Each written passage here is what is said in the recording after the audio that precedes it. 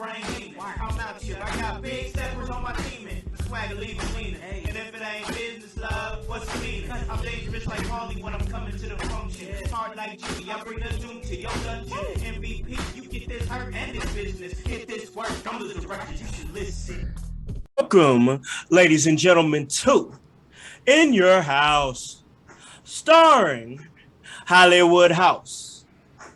This is the People's Podcast.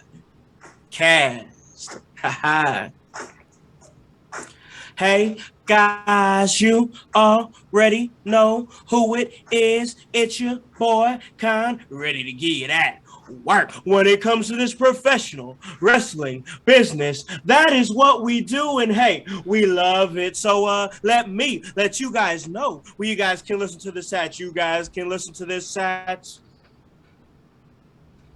Apple Podcast, Spotify, Spreaker, Stitcher, iHeartRadio, Himalaya. Hey, you don't have an Apple device? That's all right. We're on Google Play. Anywhere that you guys are, we can get to you. And ooh, it is time to look at the clock. I'm checking the time because the last time that I checked, In Your House was the hottest professional wrestling podcast in the Midwest, because we hit them with that work. Round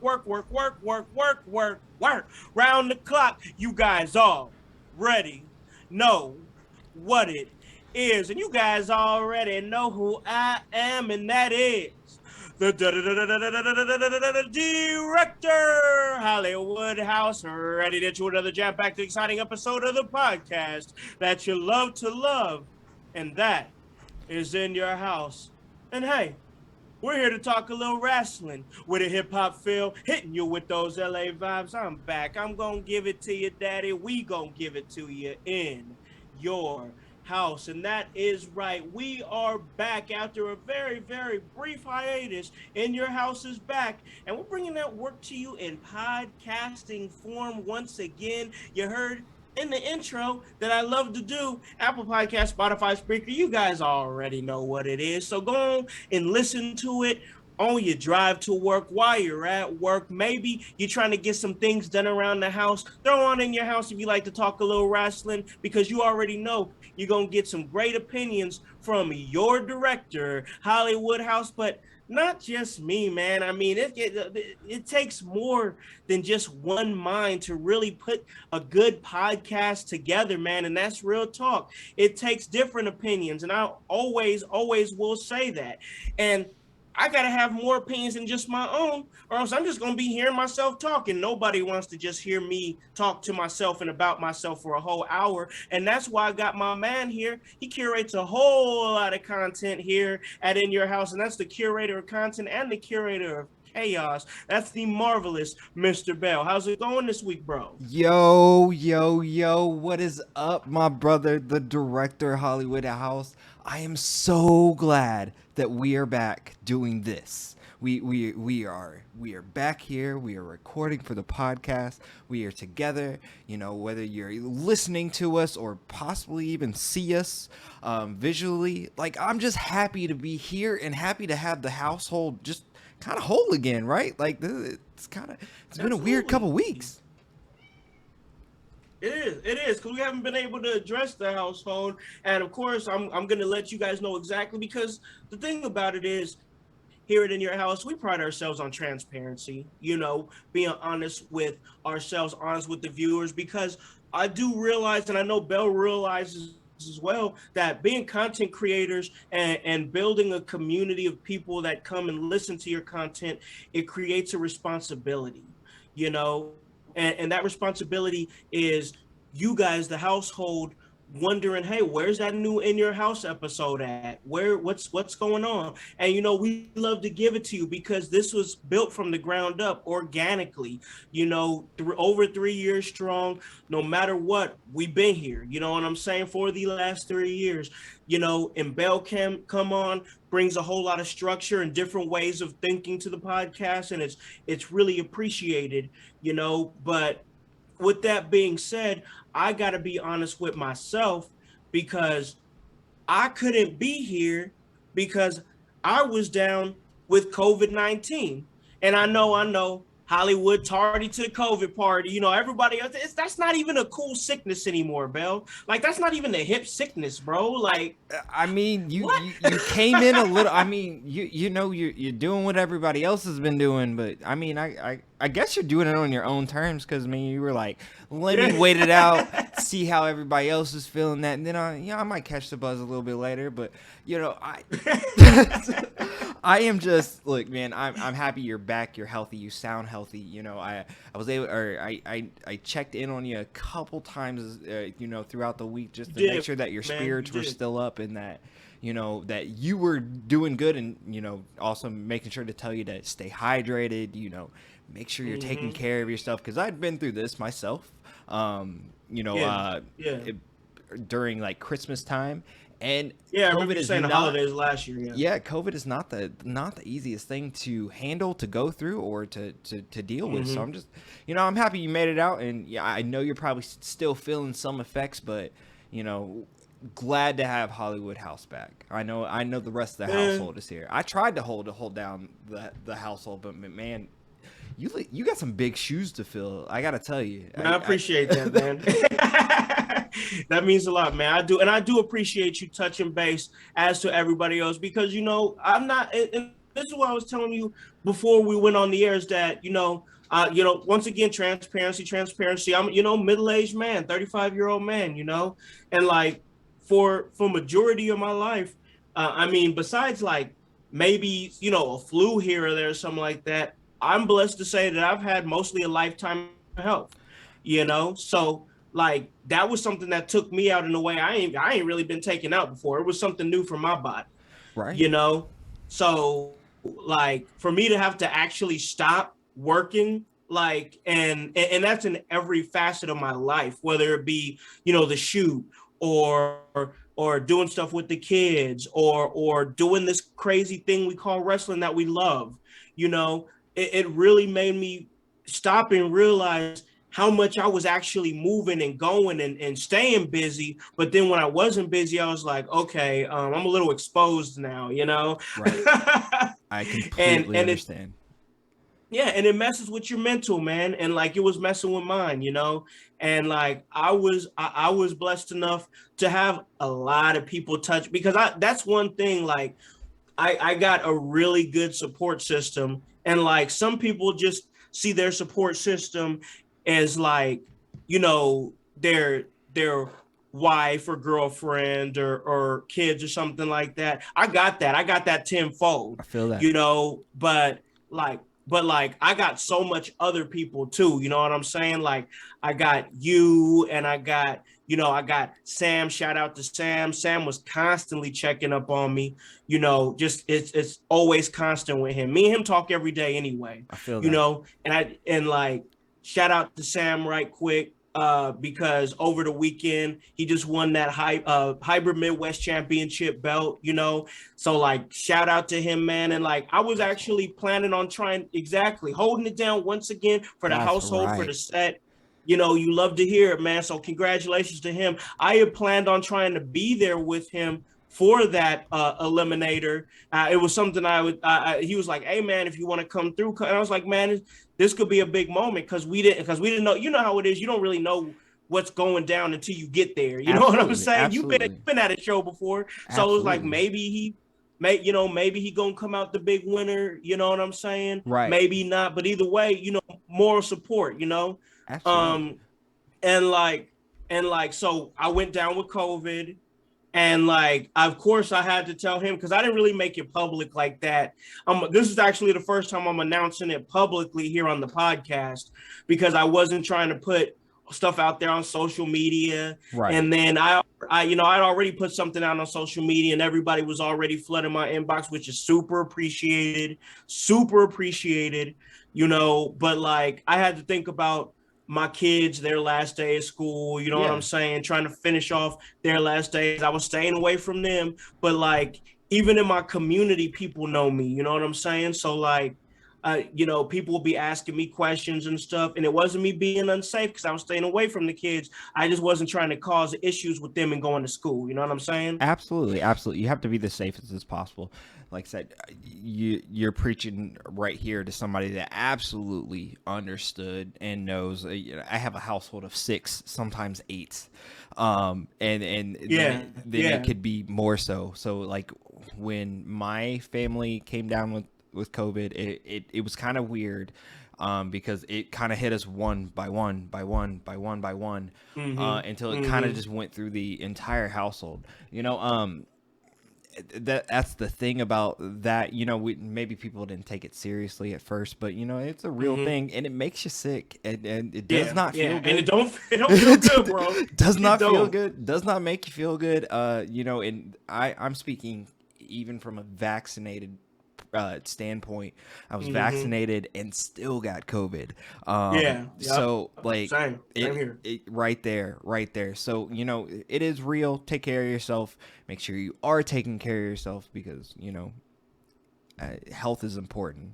Health is the utmost importance. It's super important, bro. Like I can't preach that enough. Like I said, I had so many people touching base with me and just making sure I was good mentally, you included. Of course, already shouted out Sam, you know what I'm saying? He said he even won that HCW title for your boy. Like he did it in honor of me because he knew I was sick. So you know what that means? That means I'm the hybrid Midwest champion.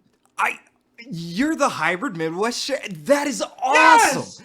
Yes. You're the hybrid Midwest champion. Sam is the hybrid Midwest champion. That means the set is the hybrid Midwest champion, which means the household is hybrid Midwest champion, which means that like I'm never mind. Never mind. You guys out there in the household. Yes. All you guys out there in the household. I love it. That was yes. That's the vibe we're putting out right now. If you in the household, you the HCW champ, you the hybrid, because that's the energy we putting out today. We putting out that championship energy.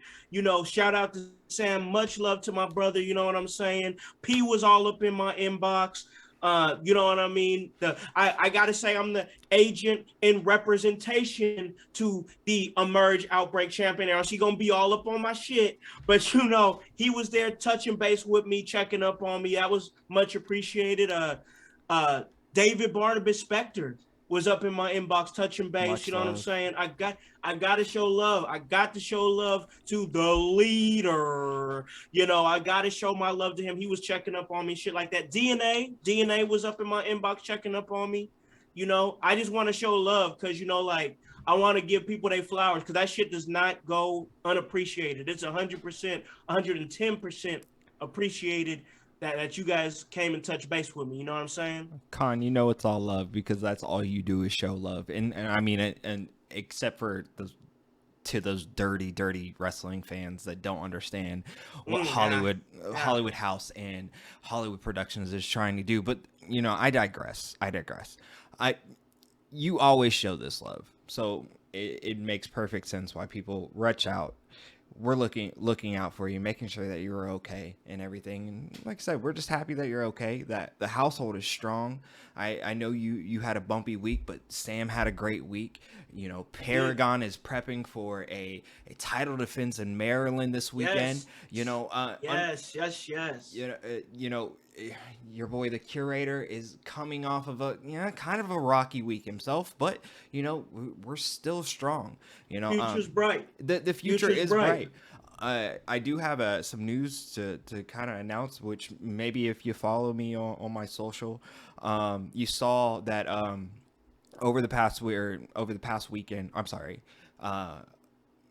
last weekend, my alpha, the alpha athlete Chris Owens, injured himself in an OVW during an OVW match where he broke his wrist. So my alpha will be out for a tad bit of time, but things will be okay. I am curating a collective that I am growing, and one day we will have this set collective or collective set. It doesn't matter because we're all it's a family. It's all about family, and we're growing. It's family. Watch us It's grow. family. It's family business. Exactly. That's exactly what we're doing as we're seeing it here. Like I said, I'm truly appreciative for the people that came and touched base with me. You know, I saw what happened with Chris Owens, and man, I love that dude, man, for real. I finally got a chance to share a locker room with him when we did OVW together back in March. That was Right. my first time sharing a locker room with him. I had met him personally, but I ain't got a chance to share a locker room with him. And then I got a chance to share a locker room with you and him at that last Emerge show, which once again, God, I had so much fun. It was a blast. The energy was there.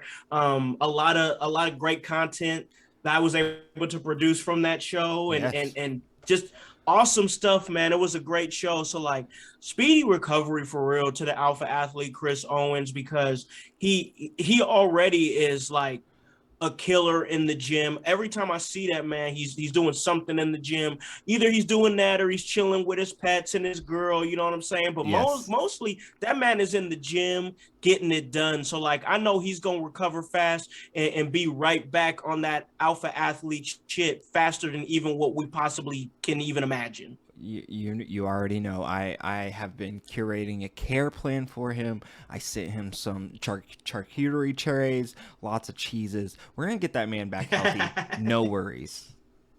Absolutely. That's exactly what we need. We need more Chris Owens. We need more Chris Owens and Marvelous Mr. Bell making these shows. So I love it. I know that the household loves it, you know, as far as what Chris Owens and the Marvelous Mr. Bell do as a unit. You know, I've got feedback on that and people seem to dig it. So we want to see more of that. That's what the household wants to see. That's what I want to see. And I know what you guys out there in the household want to hear. And that's me and Bell talk about this crazy thing that we all love. And that's professional wrestling. So, man, Bell, even though it's been this week specifically has maybe been a little light on news. There's still stuff that we have to catch up on and talk about, and a whole lot of things that we want to talk about. And we actually got a great show for you guys today. Like, we got some things that we're about to talk about and sort through right now. But then later on in the show, me and Bell, we came together, put our heads together like we do, you know, two brilliant brothers, you know, and we can brilliant brothers. Exactly. But we got some real special for you guys, and that's structuring a wrestling show. It's something that I think is going to be really fun as we break this down into almost kind of a workshop for you fans out there that are like, hey, I like watching Raw or SmackDown, but sometimes I don't like watching it. What would make it better? What's the structure? What's the right structure for maybe a weekly episodic show, and maybe even for just like a standalone indie show? What is something that works? What does not work? What is the placement? What is the structure? Me and Bell are going to talk about this later on in the show. It's going to be a movie. I promise you guys, it's going to be a movie. And we're going to have a whole lot of fun with that. But we got to get caught up here, man. And there's a whole lot to talk about. Obviously, we had AEW on last night. This was their Go Home Dynamite going into going into Double or Nothing this coming Sunday. And even though I wasn't able to check it out myself because, like I said, been down and out, haven't been in the biggest TV watching moods.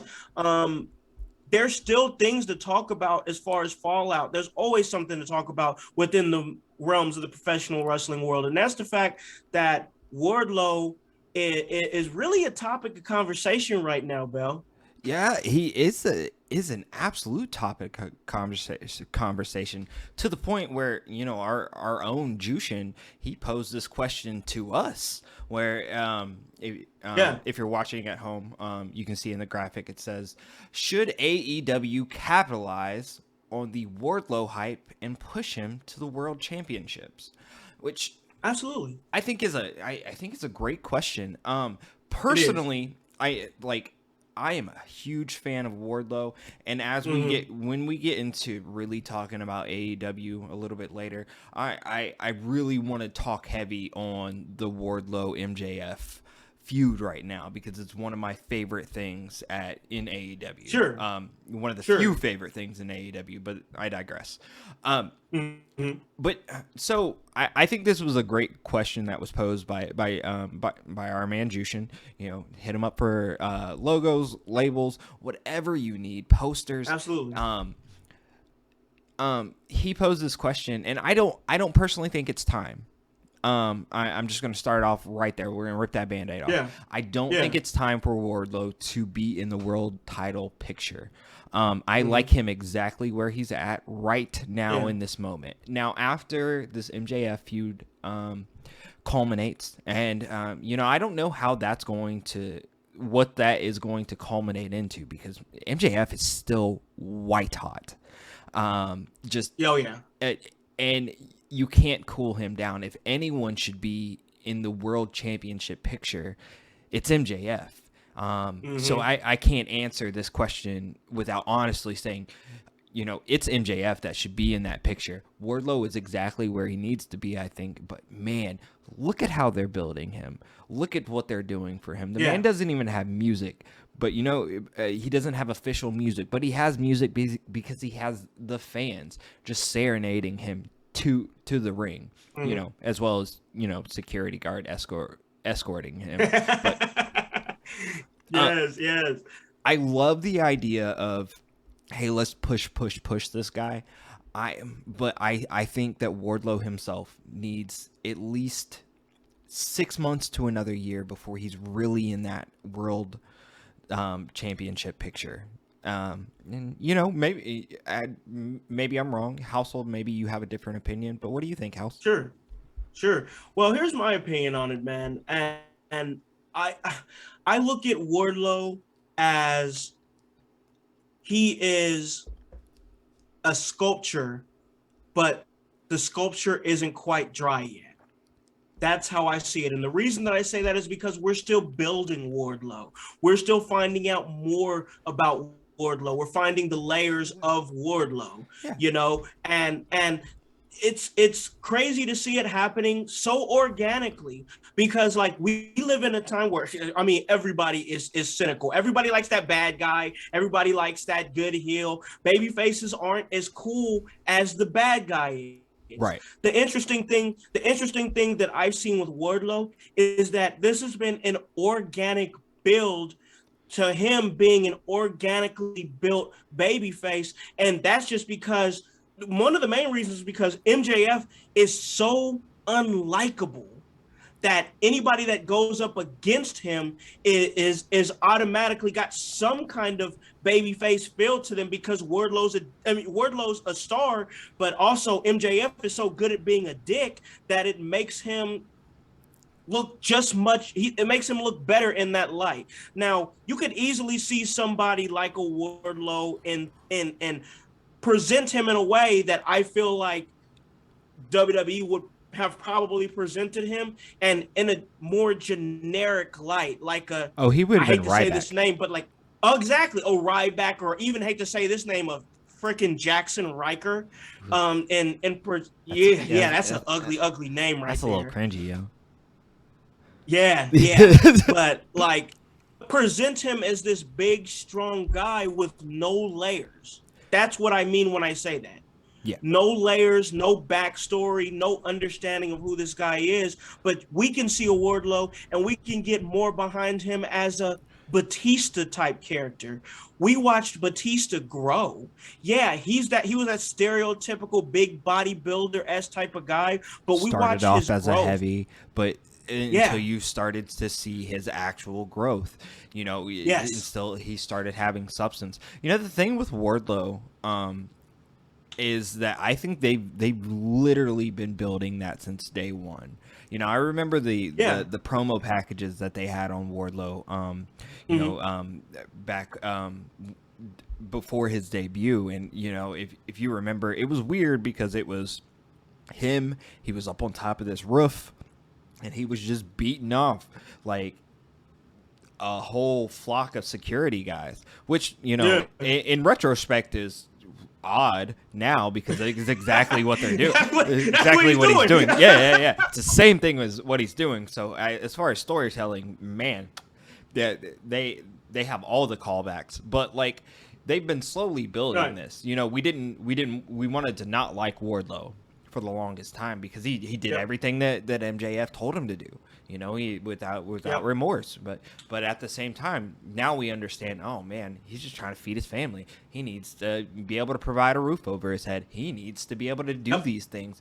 But, you know, like you said, to MJF's credit, he has been so hateable, so dislikable that I almost worry for the feud that Wardlow has after MJF, because that's a legitimate argument. That's a legitimate worry. It's gonna go here to anywhere, here to here, or here. Yeah. So that's why Wardlow. I mean, we need to drag this out as much as we can drag this out between Wardlow and MJF, because that's very much going to be the question when this feud has gone stale and nobody wants to see it anymore, and it's time to blow it off for good. Which it could be. I think we really are coming to the.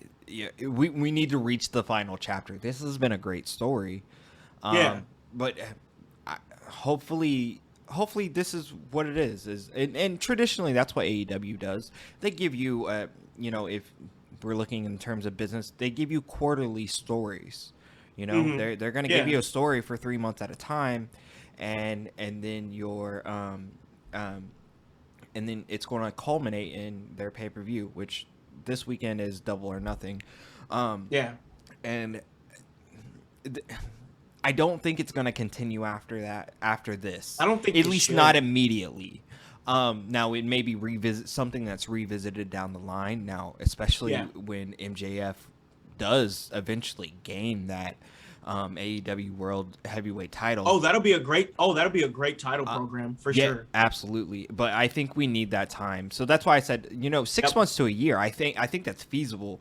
We see him revisit the MJF feud, and he gets his title shot, and we get to get a look. I don't think it's time. I definitely don't think it's time to put a belt on him or anything like that. But it's because I'm with life.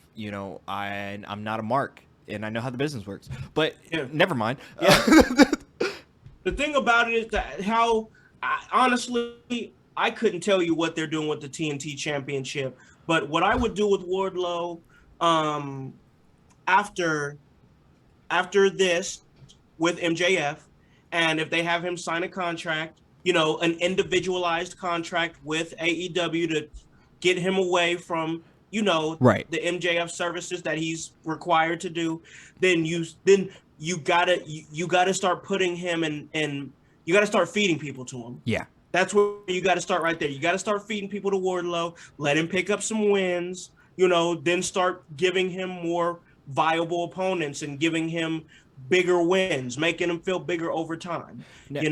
Then maybe you can start to have that TNT Championship conversation with him. But this has got to be something over time. Well, I just don't think throwing him in the AEW World Championship picture is going to do him any good. No, it's not. And I genuinely think that he is going to be going after that TNT title very, very shortly after this feud finishes. I know Scorpio Sky is the current holder, and he's about to get a new.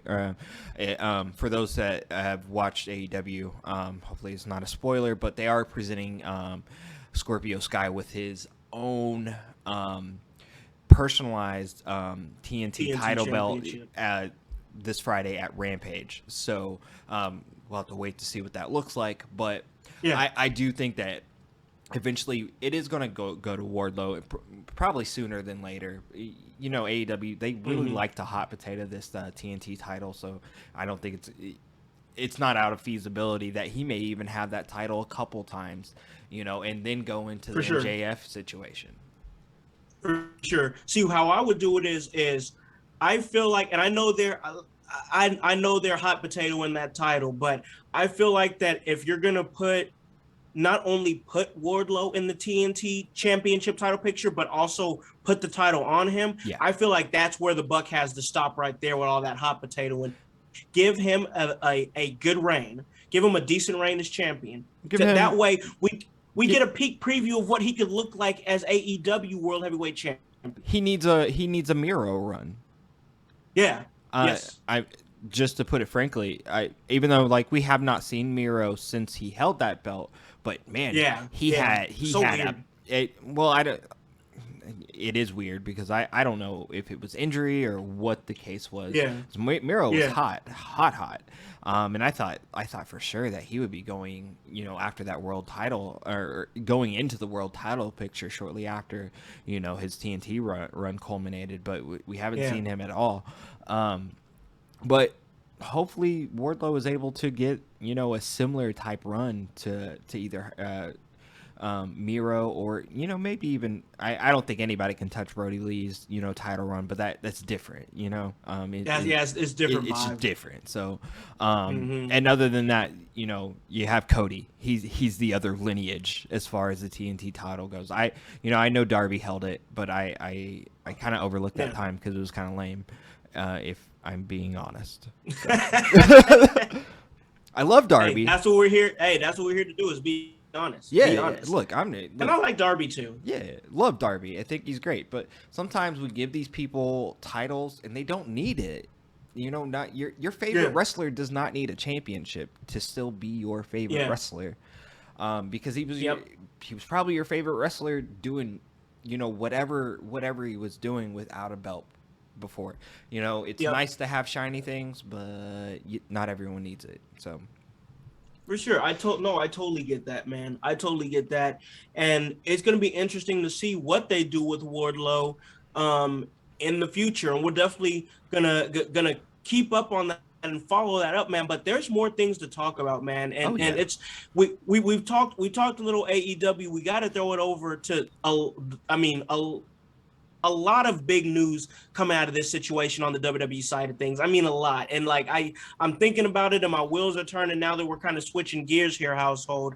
And we got to talk about Sasha Banks and Naomi walking out last week on Monday Night Raw, leaving their women's tag team championships on the desk of John Laurinaitis and just leaving and walking out. And yes, it might not be something everybody's talking about right this minute, but there's still been a whole lot of fallout and a whole lot of things to speculate, man. So as I already said, Bell, we had that situation come up.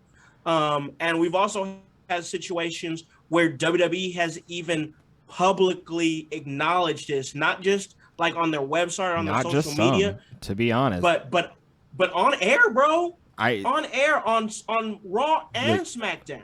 Look, Con, you over there being diplomatic and shit.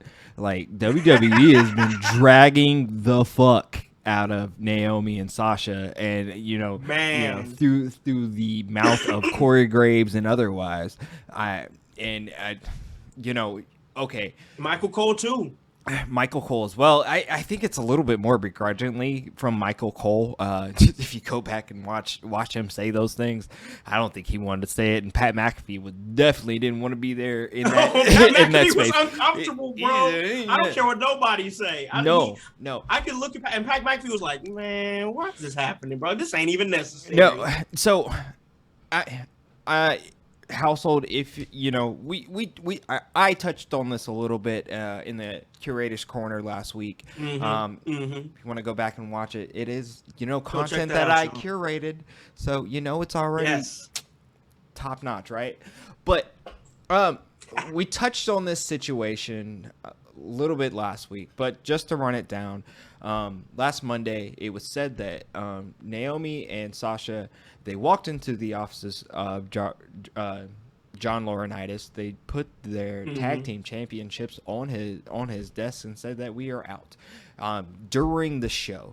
And since then, we've heard a lot of speculation on, okay, well, oh my gosh, we've heard everything from, man, is this a work? We've heard things that Corey Graves have said, probably, and we've heard the things that Corey Graves has said, but mind you, he's also has someone in his ear. So let's always Yeah. remember that household. Let's not rail Corey Graves because that man Or still Michael wants. Cole. It's No.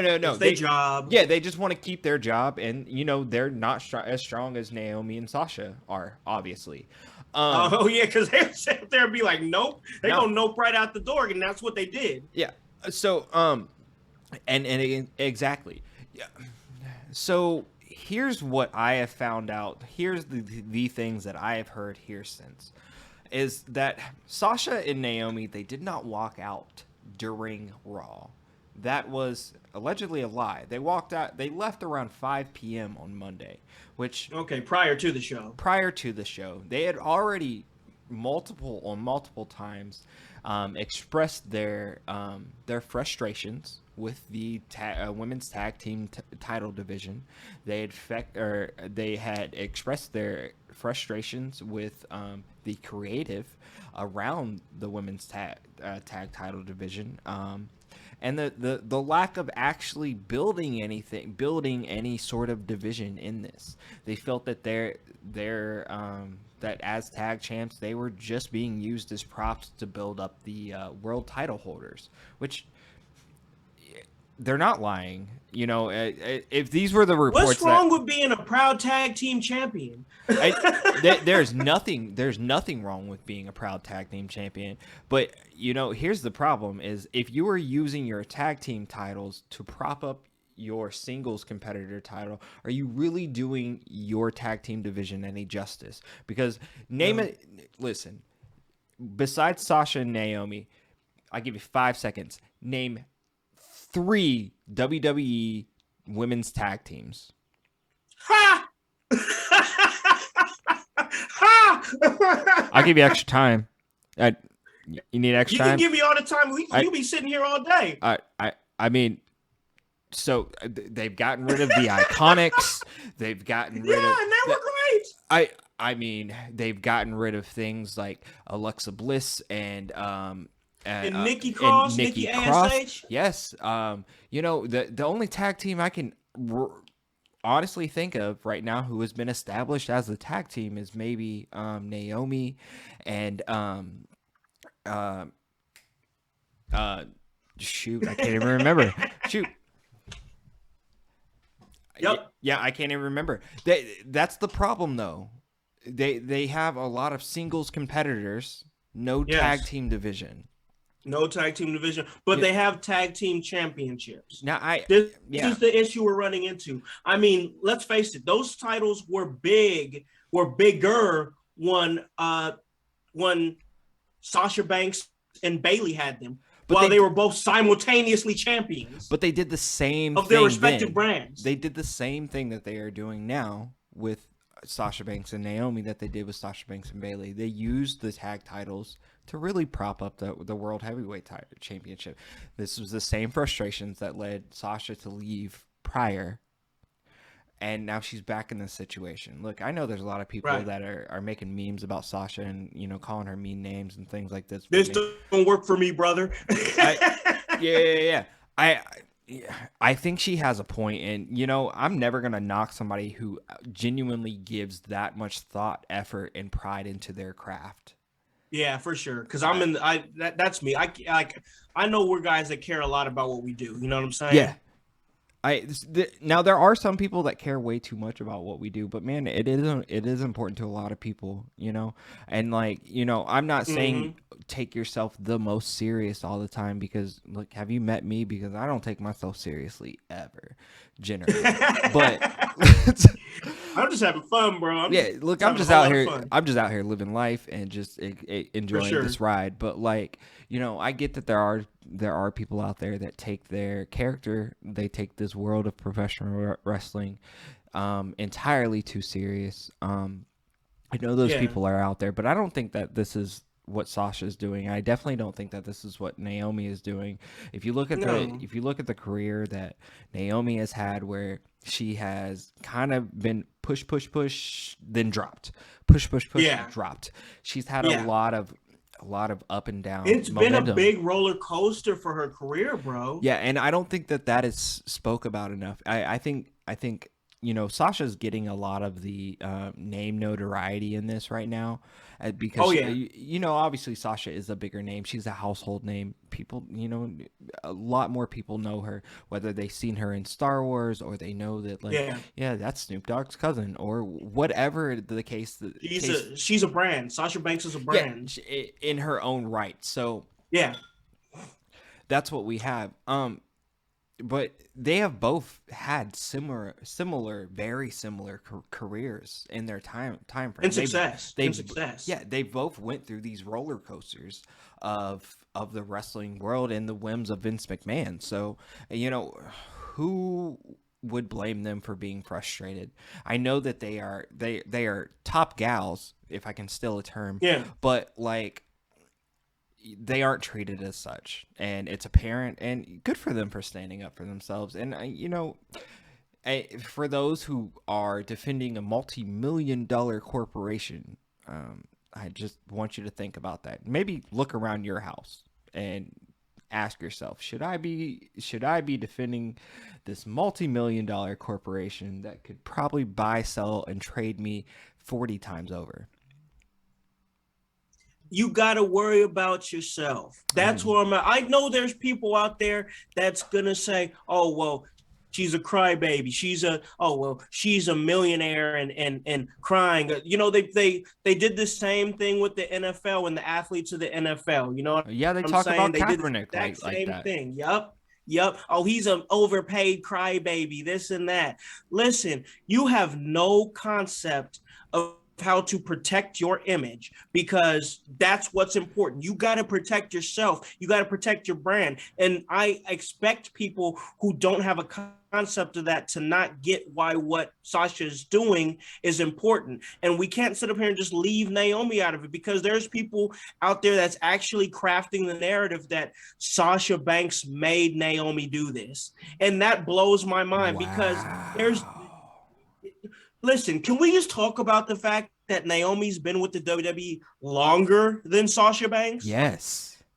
Come on. She's not making this days. woman do nothing. No. Exactly. She's not making this woman do anything. This is a choice that another grown woman made. She ain't Sasha Banks's little sister or little sidekick. I would almost, and I mean this respectfully, but I'm talking about in the way of their relationship. I would almost believe if this situation happened with Sasha and Bayley, that it would be more like Sasha saying, oh, well, Bayley, come do this, because that's the relationship that they've had for years and years. But even then, Bayley is her own woman that makes her own decisions. And that's the same situation here with Naomi. She made a decision that she didn't like the booking either. She could have stayed her ass there, but she didn't.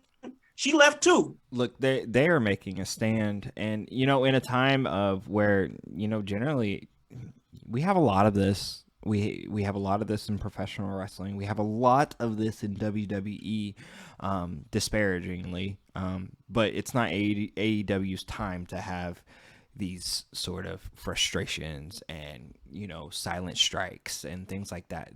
Their time will come, because you cannot make everyone happy 100% of the time. No, you can't. You just can't. And if you can, you're probably doing something wrong. Like, just honestly, you can. Listen, if there's one thing that Hollywood didn't learn, and I'm being real sincere when I say there's one thing I didn't learn, is that you ain't gonna have success making everybody happy. You're just not. You are just not. No. And honestly, it's important to have those failures, man, because how do you know what success tastes like if you haven't failed? So with that, like, we're not dogging, especially the performers. They have a right to, to hold on to their brand, at the best that they can, and to have it portrayed in the best light that they can. Yes. I think that maybe this whole situation probably could have been handled a little bit differently, and eventually it will, when Naomi and Sasha are eventually forced back, or released. We'll get more of a story. Either they will be forced back, and here's the scenarios that I see.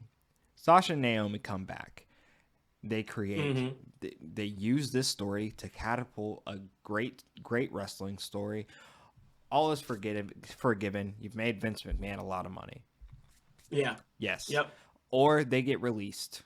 They go to AEW. They do the whole, note screenshot put on Twitter's thing that everyone does. And they'll make a lot of money. Yep. Exactly. I mean, it doesn't matter. It doesn't matter at the end of the day. Like, I know that, like, I hope that ultimately that Sasha and Naomi Stan can do a little bit more for women's tag wrestling in WWE and to further women's wrestling period in WWE. Yes, because this is the next step, is that we have, and I'll give this to WWE. I'll say this because I pride myself on not being just a pure WWE basher. Their women's division has been built in such a way where you have all these girls there that could be top girls. Yeah.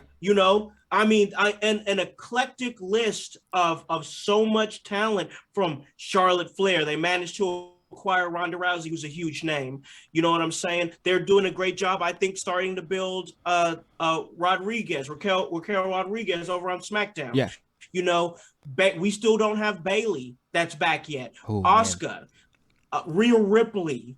I mean, the list goes on here, Bell. So the fact that you can't form a decent tag team division out of all these women, there's really no excuse, because, I mean, there's so much things that you could do with those tag team championships. And then they went ahead and announced that not only are they stripping the tag team championships off of Naomi and Sasha Banks, they're holding a tournament for these tag team championships. Yeah. What? Yes. What? Who's going to participate in this tournament? On top of the indefinite suspension of Sasha Banks and Naomi, we may add to that. But yeah, I don't understand who's actually going to be in this tournament, other than a bunch of thrown together teams. We'll have Nikki Ash and Doudrop. Alexa Bliss and her doll. Let's see.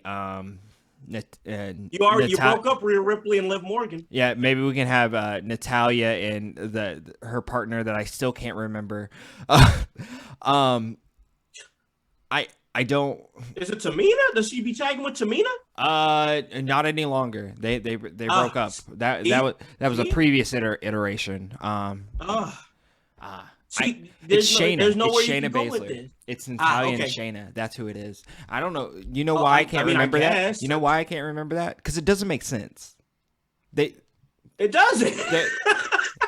Those two puzzle pieces don't fit together. But it don't fit. This is the argument that we're gonna keep on having as far as this goes. Until we see some cohesive teams. Yeah, okay, good. Let's have some good luck with that. We can't even have cohesive teams on NXT. They get rid of, they keep Indy Hartwell, and they get rid of Persia Parada.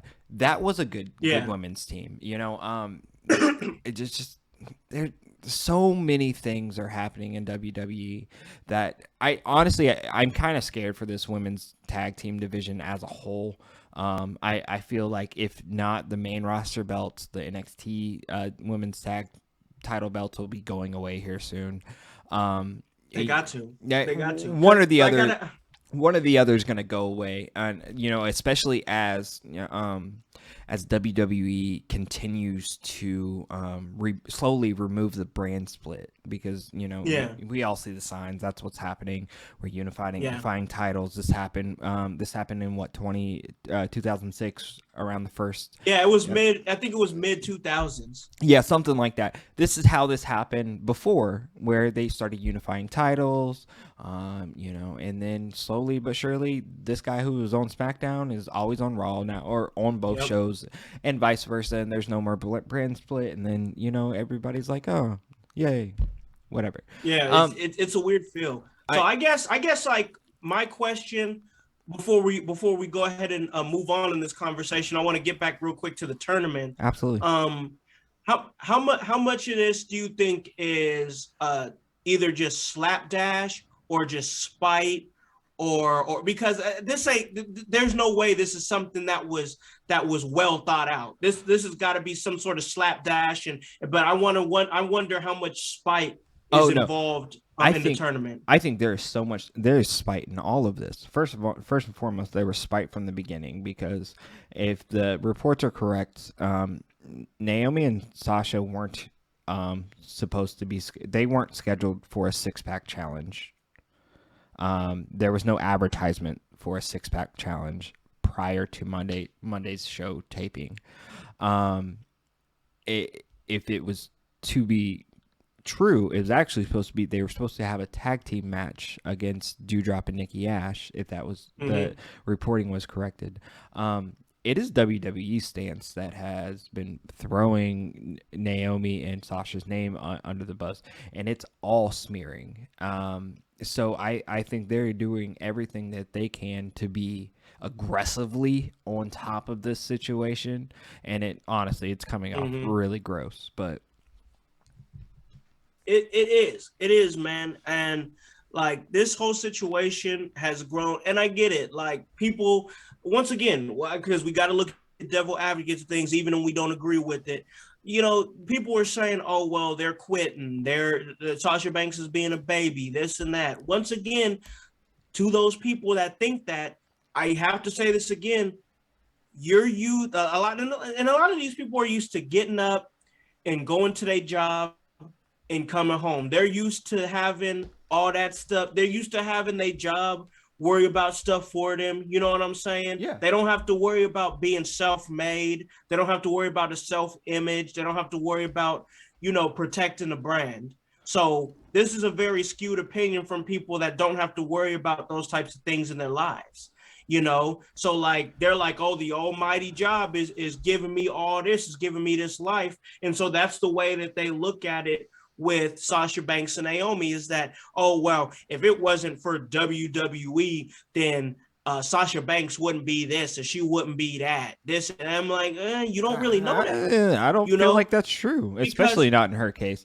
I mean, cream rises to the top. Yeah, they gave her a platform. Yeah, they gave her a platform, but she would have got it popping one way or the other. Yeah, I WWE maybe that's an unfair assessment, because she has the obviously kind of in-house and family facilities to be able to do that and make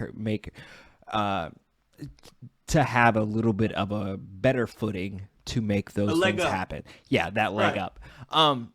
But not everyone has those situations. And I don't, to be honest, it's not like Sasha even used that in her career. I don't think she really has. No, it didn't. She didn't really bring Snoop into it until after she had already established herself. Yeah, well, it was more of a thing. I feel like it was more of a thing like, why aren't you using this? He's really your legit cousin. You're stupid for not using this. And she was like, there's something to pull from. Yeah, and she was like, oh, well, I guess now, but she wasn't trying to make that the thing. She was trying to make Sasha Banks something separate than Snoop Dogg. And she did that. I think she definitely did that, and also kind of, took from Snoop Dogg himself to create this character. With the whole boss situation. Yeah. Absolutely. So, boss dog, it paid the cost to be the boss. You know what I'm saying?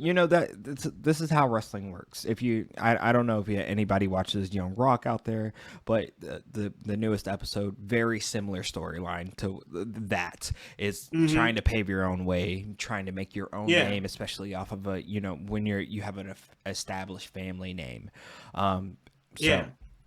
A very common thing in especially professional wrestling. Absolutely. No, I 100% agree with that. And it's going to be interesting to see, man, where this Sasha Banks and Naomi thing goes, because we're far from over on this. There's still more things that's going to be able to unpack as this story develops and continues. And yeah, we're at a cool down period at this point, but this is going to be something that's going to be followed for weeks and weeks, because this is one of those developing things that is going to continue to be talked about as new things occur within this storyline, bro. Now, absolutely. Now,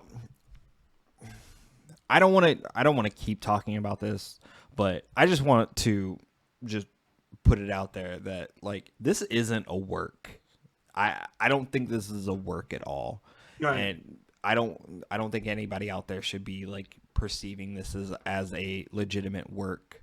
You know, these are two people that, you know, are potentially going to lose their jobs for kind of standing up for themselves.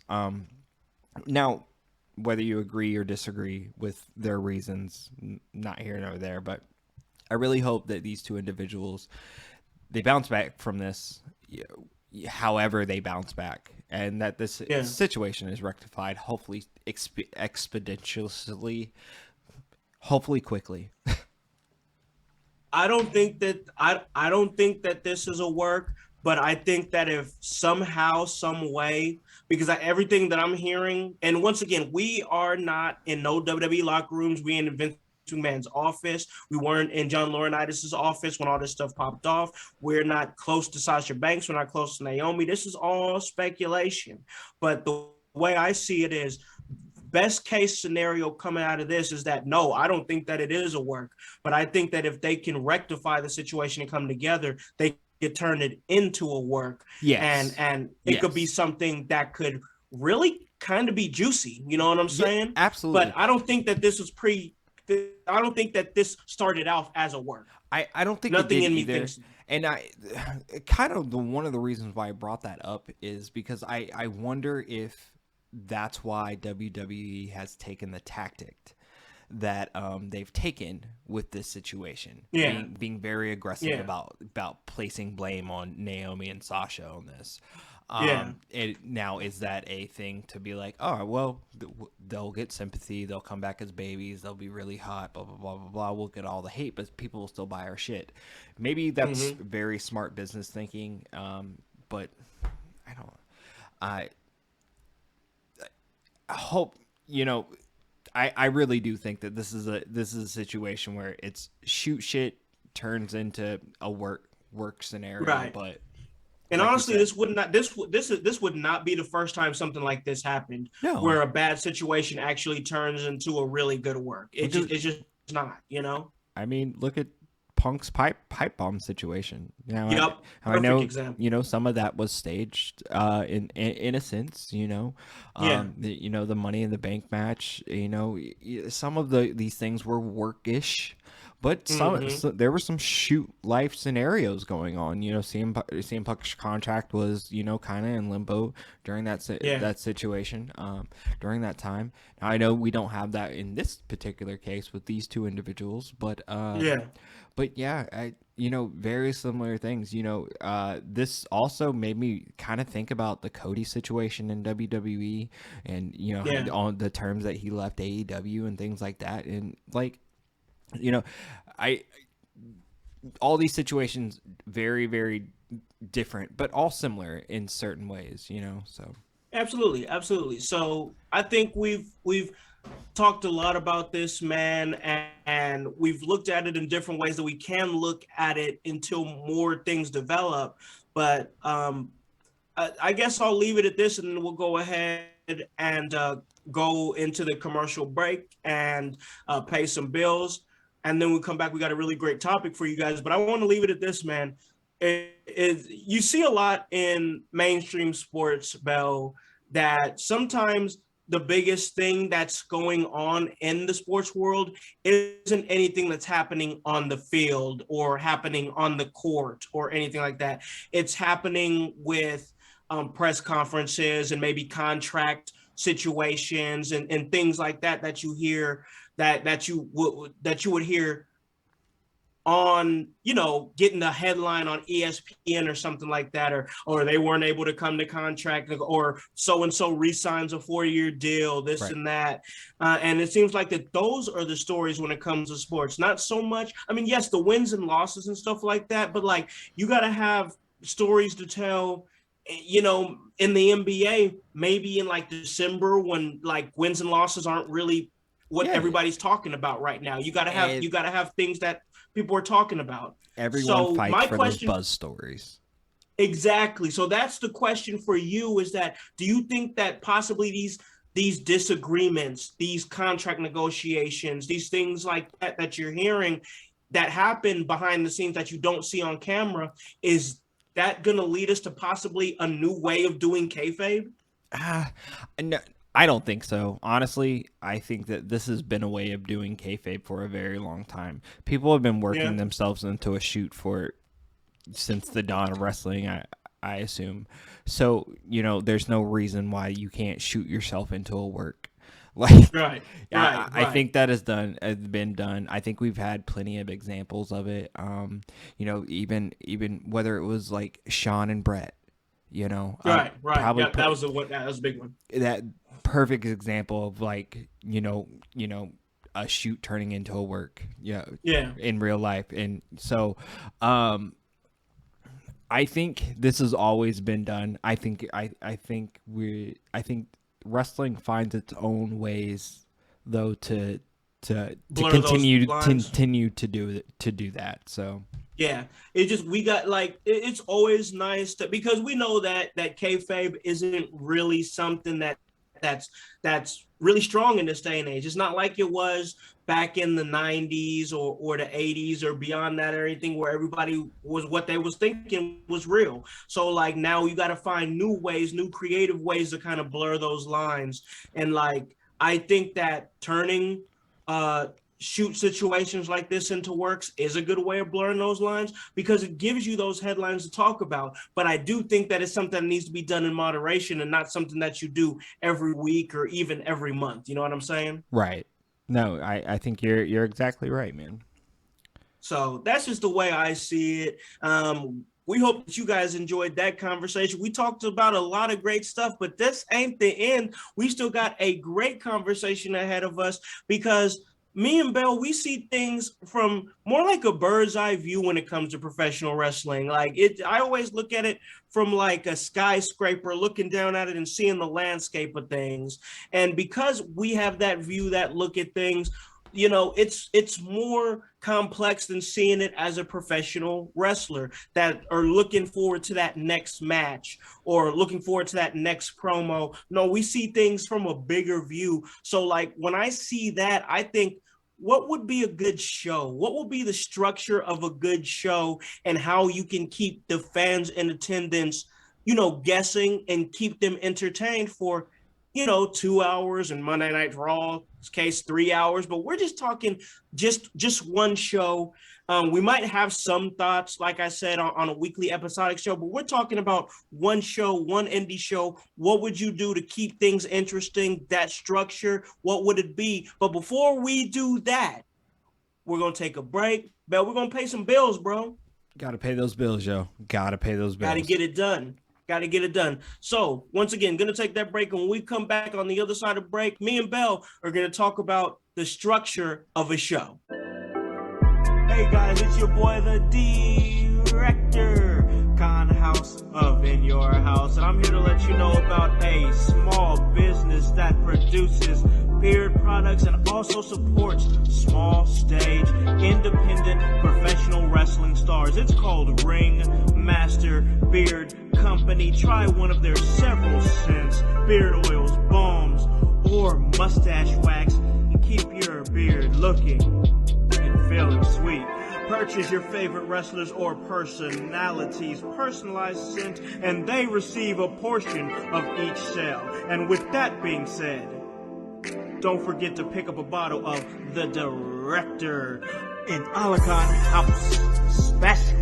Your boy, a blend of eucalyptus, mint, and tea tree oil. Have your beard feeling fresh. Have your beard feeling smooth, just like your boy, the Director. Follow Ringmaster Beard Company on Twitter and Instagram at Ringmaster Beard, or on their Facebook page, and that is Ringmaster Beard Company. Check it out. Get your beard cream, hit your beard with that. Because sometimes being a master in the ring means mastering your beard. Welcome back to In Your House. And of course, I am your director, Hollywood House, sitting in with the curator of content, the marvelous Mr. Bell. We just had a great conversation, y'all. We talked a little Wardlow and his ceiling. We talked about Sasha Banks, Naomi, really dug deep into that. Made for a really interesting conversation. We hope you guys enjoyed it. But before we go ahead and hop into our next topic here and call this a really great episode, I got to do my due diligence, and that's thank you guys. Thank you all so much for making this a 5-star podcast on Apple Podcasts. I will never stop saying it. It is truly appreciated. You guys come, you guys see that a new episode is out, get that notification. You guys always listen, show love, and we truly appreciate it, man. That's what makes it worth it for me and Bell to keep giving y'all that work round the clock, because you guys keep giving it right back to us with the ratings and the listens, and we truly appreciate it. Much love to our people out in India who always show love to the In Your House podcast, consistent listening base over in India, and we don't neglect you guys, not at all, not in the slightest bit. So with that being said, I want to show you guys another great podcast that you guys should be listening to if you love this one and you love professional wrestling. Because if you guys are here listening to me and Bell, you must love professional wrestling. So let me go ahead and let you guys know about another great podcast, and that is hosted by NWA star, my personal friend, the Pope, Elijah Burke, as him and Pollo Del Mar, as seen on GCW, Effie's Big Gay Brunch, and NWA Empower, talk about professional wrestling from their point of view, from their standpoint. And of course, Pope's many, many years in the business, being with different promotions such as WWE, TNA, NWA now. He's been everywhere. So he's got a very astute and smart opinion and has done different things besides wrestle. He's also done commentary as well and had success as a commentator. So most definitely go check that out. Get some great knowledge from a great guy who just celebrated his birthday, and another great person who checked up on me when I was sick. Much love to my man, the Pope, Elijah Burke. And guys, you already know what to do. If you guys really want to support this podcast, head on over to www.prowrestlingtees.com/inyourhouse. Go get a shirt. We have many different designs. I got some more designs coming up in the works. And it's going to be great. It's going to be a movie. Absolutely. You got me, you got the set. You already know that it's going to be a big stepper situation anytime we come around. And we're about to big step right into this next topic here, Bell. And that structure of shows, man. So like we've been to a lot of different shows, Bell, and I don't mean as performers. I mean also as fans too. Yeah. And you've been to these different shows. I know I've been to WWE shows. I've been to Ring of Honor shows. I've been to AEW shows, but also I've been to local indies right here in our local Indiana area. And if I can be blunt, I just got to be honest, because that's what we do here in your house. I've been to some really, really fantastic shows, Bell. Yes. But I've also been to some stinkers. That part. I was waiting on that part. Stinkers. Yes. It's the truth. It's 100% the truth, bro. Look, you cannot be top notch A1 100% of the time. And we all understand that, wrestling probably started in someone's backyard. Although I know the industry is trying to grow from that, but we still have elements of that. So absolutely. It's all about growth, and we're not knocking anyone's promotion at all. You got to start somewhere. Mm-hmm. You absolutely have to start somewhere, but there are good shows and there are bad shows. Yeah. So bad shows, man. And I've been to all of them. And so I just felt like it was important to bring up the conversation of what is the structure of a good show. And I know that this is something that it's not something that is you just follow one formula. We've seen in wrestling past that following one formula every single week or every single show or however often that you run your show, you follow the same format, it's going to become too formulaic. People aren't going to like it. You always got to mix it up. But what's the starting point as far as a show and its formula and its structure? And that's what I really want to break down today, man. So you asked me this question earlier. You said Belle, I want you to ponder on this just a bit.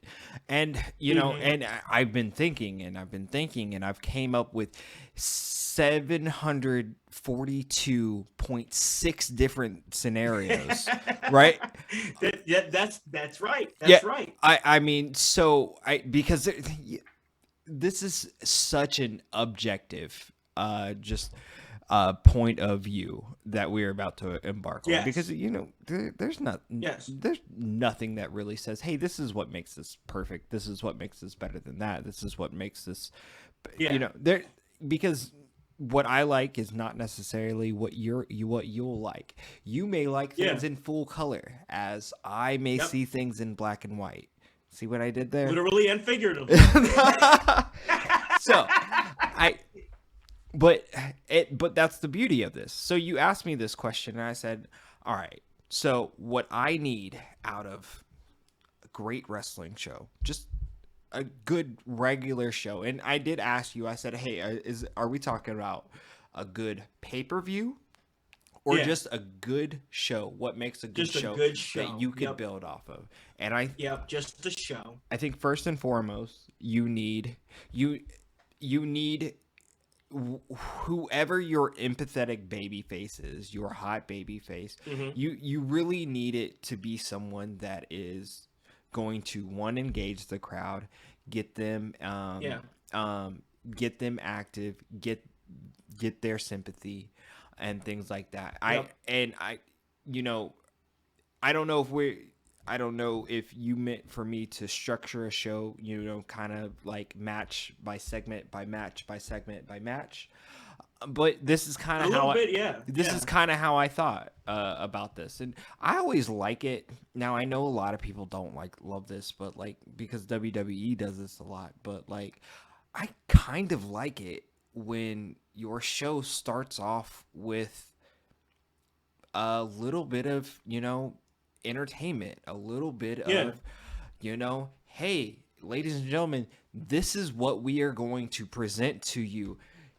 Cue interruption, cue bad guy, cue build up for later on match. This is how you're thinking you're telling the story all in one night. You're telling the story all in one night. Yeah, I don't want to go to I don't love the wrestling shows where I just see wrestling. Same. I love the wrestling shows that keep me engaged throughout, because I want to know what's gonna happen next. Honestly, one of the absolute best wrestling shows I've ever been to in my absolute life was Emerge Outbreak 56. So good. That was so good. It was all based upon the way it was structured. You know, the show was opened with Jeremy Hadley, where, you know, he pretty much laid out what his plans and intentions were for that match. And if you guys, if you go back, go watch on IWTV, Emerge Outbreak 56. So good. I believe it was To the Moon or Out of the Moon or something. To the Moon, that was right. Yeah, it was To the Moon. Yeah. Outbreak Tournament. Yeah. Good show. Jeremy Hadley opened that show. He laid out his intentions. He laid out, you know, what he was going to do. This was a tournament based show, so I mean the storytelling in it kind of, you know, told itself a bit, because we saw reoccurring elements in that. But I think that is helpful when you are presenting something, you know. There had to be a reason why I'm seeing Jeremy Hadley so many times. There had to be a reason why, you know, man, why Braden Lee at the time was just so engaging, and I was just like, man, I really want to get behind this guy. I really there were those things, and even yourself and Sam, you know, in that tournament, you know, like, man, this is legit. I want to see where these guys goes. Not only do I want to see where these guys go. The story for us was that we were there. The story was that you were there, and it was I know they are going to do something. I know that they are going to create a moment Yep. I am anticipating and excited to see what that moment is going to be. And those are the things I love. Look, you are not gonna catch me just being like, man, it was a great wrestling match. I loved all that chain wrestling, armbar, Yeah. armbar, Mm-hmm. armbar, ankle lock. No, not my thing. Me neither, bro. It's just not my thing. And I respect anybody because there's wrestling purists out there that love wrestling for the wrestling, but doggone it, there's got to be a story in there. Yes, there does. And see, you and I different from a lot of people, I think, because again, we're not move based. I'm not even overly impressed by fancy moves. I know a Canadian destroyer should end a match. Logically. Yeah. Logically. And it's cool to look at, but I didn't necessarily need that. Like, I just need just give me good storytelling, right? And I need a good quality match. You can, even for me, there can be botches, and I'm okay with it. I don't need you to wrestle perfect. I need perfectly strike everything. No, the only thing I need you to do is to present as close to perfect what you were trying to tell me, so that I can understand what it is that you were trying to sell me. That's all I need. But you gotta captivate me. Yeah, like I said, that's me. And I know this is kind of an objective subject, right? Like, because everybody likes their wrestling a little bit different. Some people like their wrestling. Flavors. Some people like their wrestling very hardcore. Some people like their death matches. Some people like their chain wrestling. Catch can wrestling. Some people love goofy silly. Some people like that goofy. Comedy wrestling. But that's the thing. There's so many different aspects to that. I need a little bit of all of those things personally, and it's mainly because I have ADHD, and I can't pay attention. But it's for me because I want a full palette of color. I want to see it all. I don't want to see. I don't want to see just the greens, and I don't want to see just the oranges. Take me on this journey. I want to go on a journey, bro. Yeah. Exactly. That's what I want. So, like, I like your idea of starting with the promo. Because we're thinking one show, and we're telling one story that night. Yeah. So, big beginning. Heel comes out and sets intentions of what he's gonna do. In the main event. Yeah. And then boom, you already looking forward to the main event just based off somebody compelling me and telling me that story. They're like, okay, so I know who I'm about to see fight in the main event. You have to make them stay. Now, so one thing I have noticed in my young career of indie wrestling is that look, I understand that there are times that you're working the show and you tell 40 of your closest friends, hey, I'm working this show, and 15 of them come just to see you. Those things are great and they are awesome, but it does not help wrestling or the performance when those people come just to see you and then leave, right? And that's not your fault. That is the job of the performers and the show to keep them in the seats, right? Yep. I don't want people just to come to see their guy and leave, right? Yep. I get it. You got their money at the door, and to a lot of promoters, that's what matters. Yeah, but that's cool. I think guys like I want their money 3, 4, 5 times from now too, because they know that, like, hey, these guys, they're gonna keep me. They're gonna, this is 3-hour experience, right? 3-hour experience. Make me want to come back. Yep. Make me want to come back, so that way you secure my next ticket. Yeah. And that's super important. So we're talking here about the structure of a show. Like I said, we're starting it off with promo, anticipating main event, but then we got to jump into some wrestling action. Yeah. So to capitalize on your idea of having an opening promo, and then have the big heel come and set intentions, get some heat, yada yada yada yada, set up for later on in the night. So now we're ready for some action. So what I would do is I would take two of you young bucks. I would take two young bucks and put them in a competitive, Yes.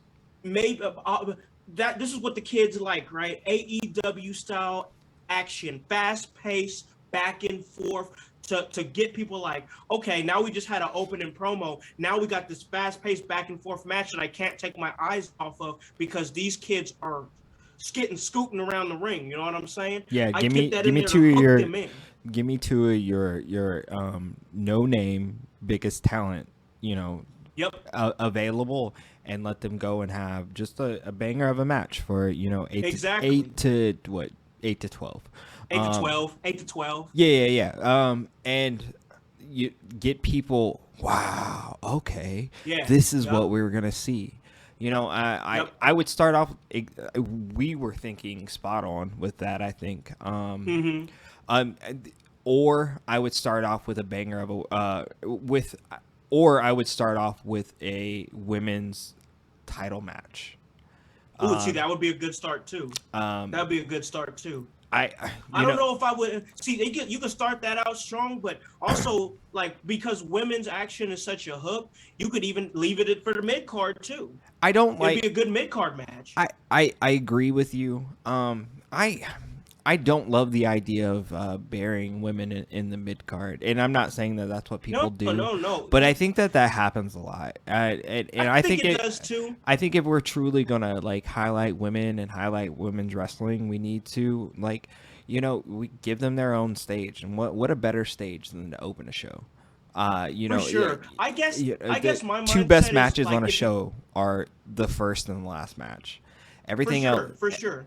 everything See, else the way is the my filling. mind, the way my mind works for it is that like the match coming after intermission is like a whole nother opener.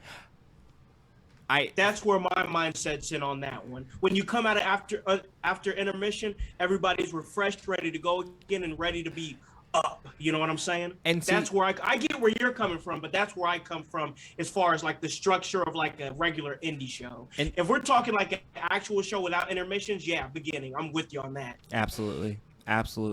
I think maybe after intermission is maybe like not a bad idea to throw on your two young bucks that are going to give you the absolute banger of a surprise match maybe that people weren't expecting. I don't think that's a bad idea to put them in there. But more realistically, I would probably maybe put a young buck in that position with with maybe more of an established name. In that after intermission spot. Yeah. Obviously leaving somebody that people were paying to see. Yeah, obviously leaving your main event for the the biggest names, the biggest drawers, for of whatever the promotion X, Y, and Z is.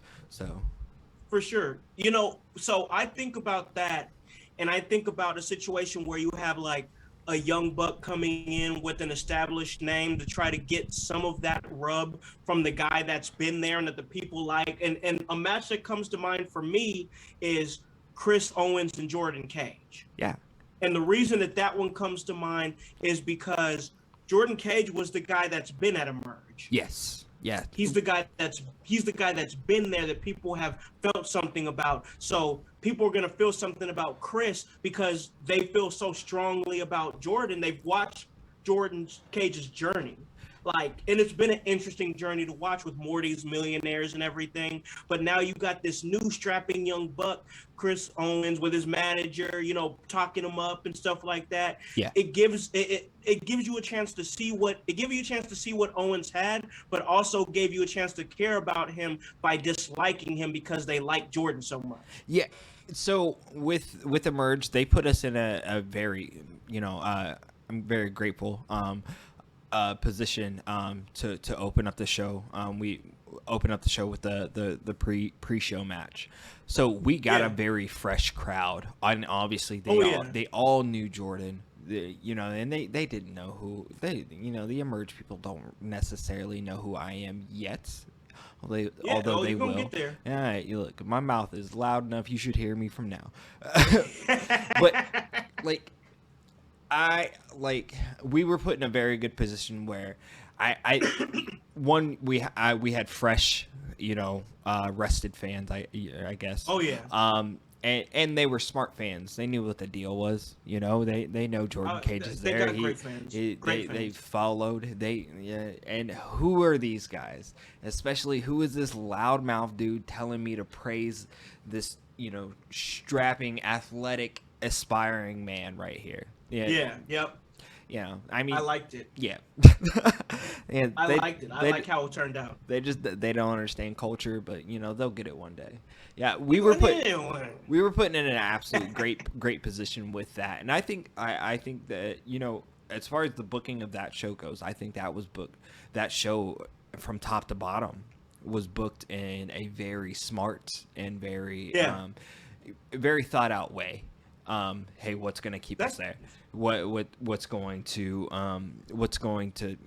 give everyone the most bang for their buck? And trust me, I've been on shows where first couple matches in, everybody leaves because I've seen it, bro. I promise I've seen it. Yeah. Oh man, Bob brought all his family here. That's cool. Bob's second match.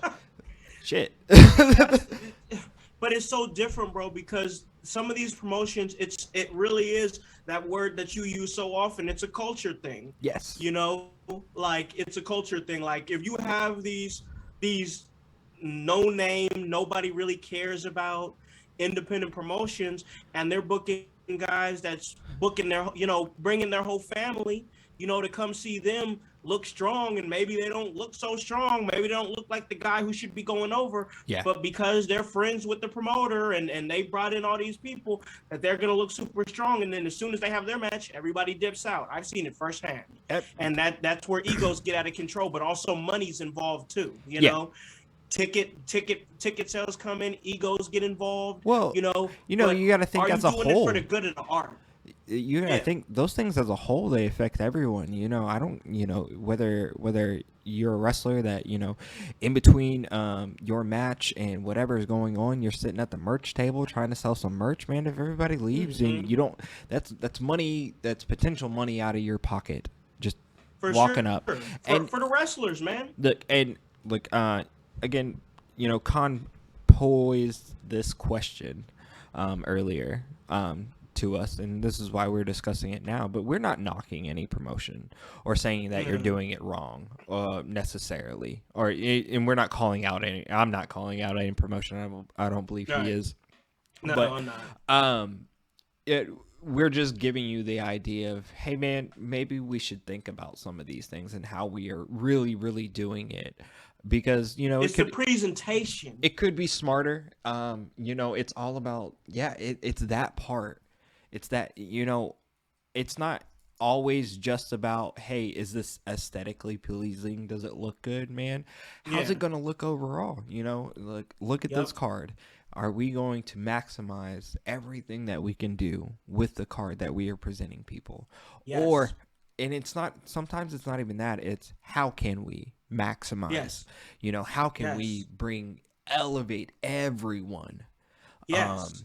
With this. And those are the things I think about generally, but you've met me, I'm crazy. So Hey man, crazy like a fox, bro. Crazy yes, like a fox, because if you crazy, I'm crazy, because I vibe with it. Oh, we're crazy. I think we're crazy confirmed, yo. I think so, man. But like I said, I just think presentation absolutely matters, the way you present the show, and like you said, you can have all the clicks and the whistles and stuff like that, but like the way that you present the talent and the way that you present the stories and the way that you're putting it out for the fans, are you getting the most out of it? Are you maximizing your talent? Are you maximizing your moments? Are you maximizing the importance of your titles? Are you maximizing your fan interaction? These are all things that matter. Bell said earlier, it would probably be a good idea to put a women's match in the beginning of the card. And when I think about that, when I think about a women's championship match, if you're one of those promotions that has a women's tag team championship. That is a good idea, because a lot of the things that a lot of these promotions aren't seeing is women's wrestling. That's something we need more of. Absolutely. It is. We need more than just one women's match, if that. For sure. On these cards in the indie area, or indie wrestling world. And I know that's maybe easier said than done. And I know that there are a lot of promotions that are doing exceptionally well as far as promoting women, having women on, giving them a space. You guys need to check out Girl Fight. Make sure you guys check out Girl Fight. Yes. That's coming up. I'm just saying, this is just how I would think, how I would structure things. I want to give women's wrestling its utmost importance. Now that's not to say that I'm gonna every match or every show that I host, I'm going to put the women on front, because no, that's not feasibly the right thing to do. But you gotta change formulas. You gotta change formulas. In my mind, your most important matches, besides all of them, are your first match and your main event.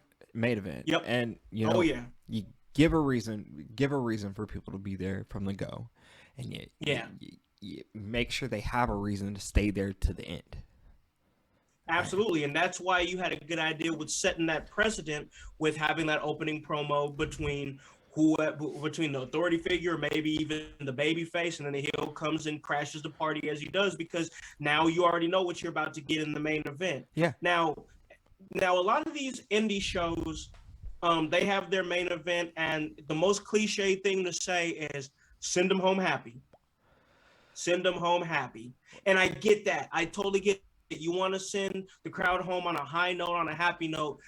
Let me tell you what was interesting, and the risky stance that I feel like we're talking a lot about Emerge, but they actually do a lot right. The risky approach that they took on this last Emerge show, when in the main event, instead of having the red hot hometown boy Braden Lee retain, they decided to have him drop the title to the young buck of the set. You know what I mean? Vitamin P, big time heels. We've been growing together as heels. Pushing P out there. Exactly. Pushing P. Exactly. Pushing P. And now he's the Emerge Outbreak champion. The thing that was risky, but I liked that, and not just because I was involved in it, to be clear. Yeah. But the thing that I liked about it is that instead of sending the fans home happy, they sent them home pissed. What? I mean, I looked at that video. And the biggest thing that I noticed when that match ends and that 3 count happens is that people get up and they start to leave. And to me, that's the funniest shit ever. Well, there's visible discontent. I love that. I am not. You did not come to my show for me to make you feel like happy necessarily. One emotion, one emotion. You can't. Yeah, that's bland and just mundane and just ugh.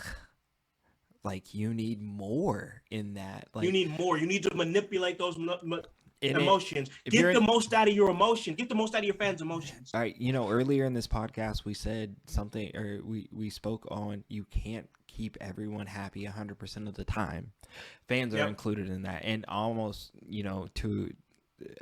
more so. You can't keep the fans happy, all the time. You can't just give them what they want, because honestly, some of them are stupid and they don't know what they want, and they don't have really, no clue. A clue. It's not that they don't know what they want. They genuinely don't know what they need, because who knows what they need? The curator knows what they need. Who knows what they need? The director knows what they need. You know why we know what they need? Because it's our job.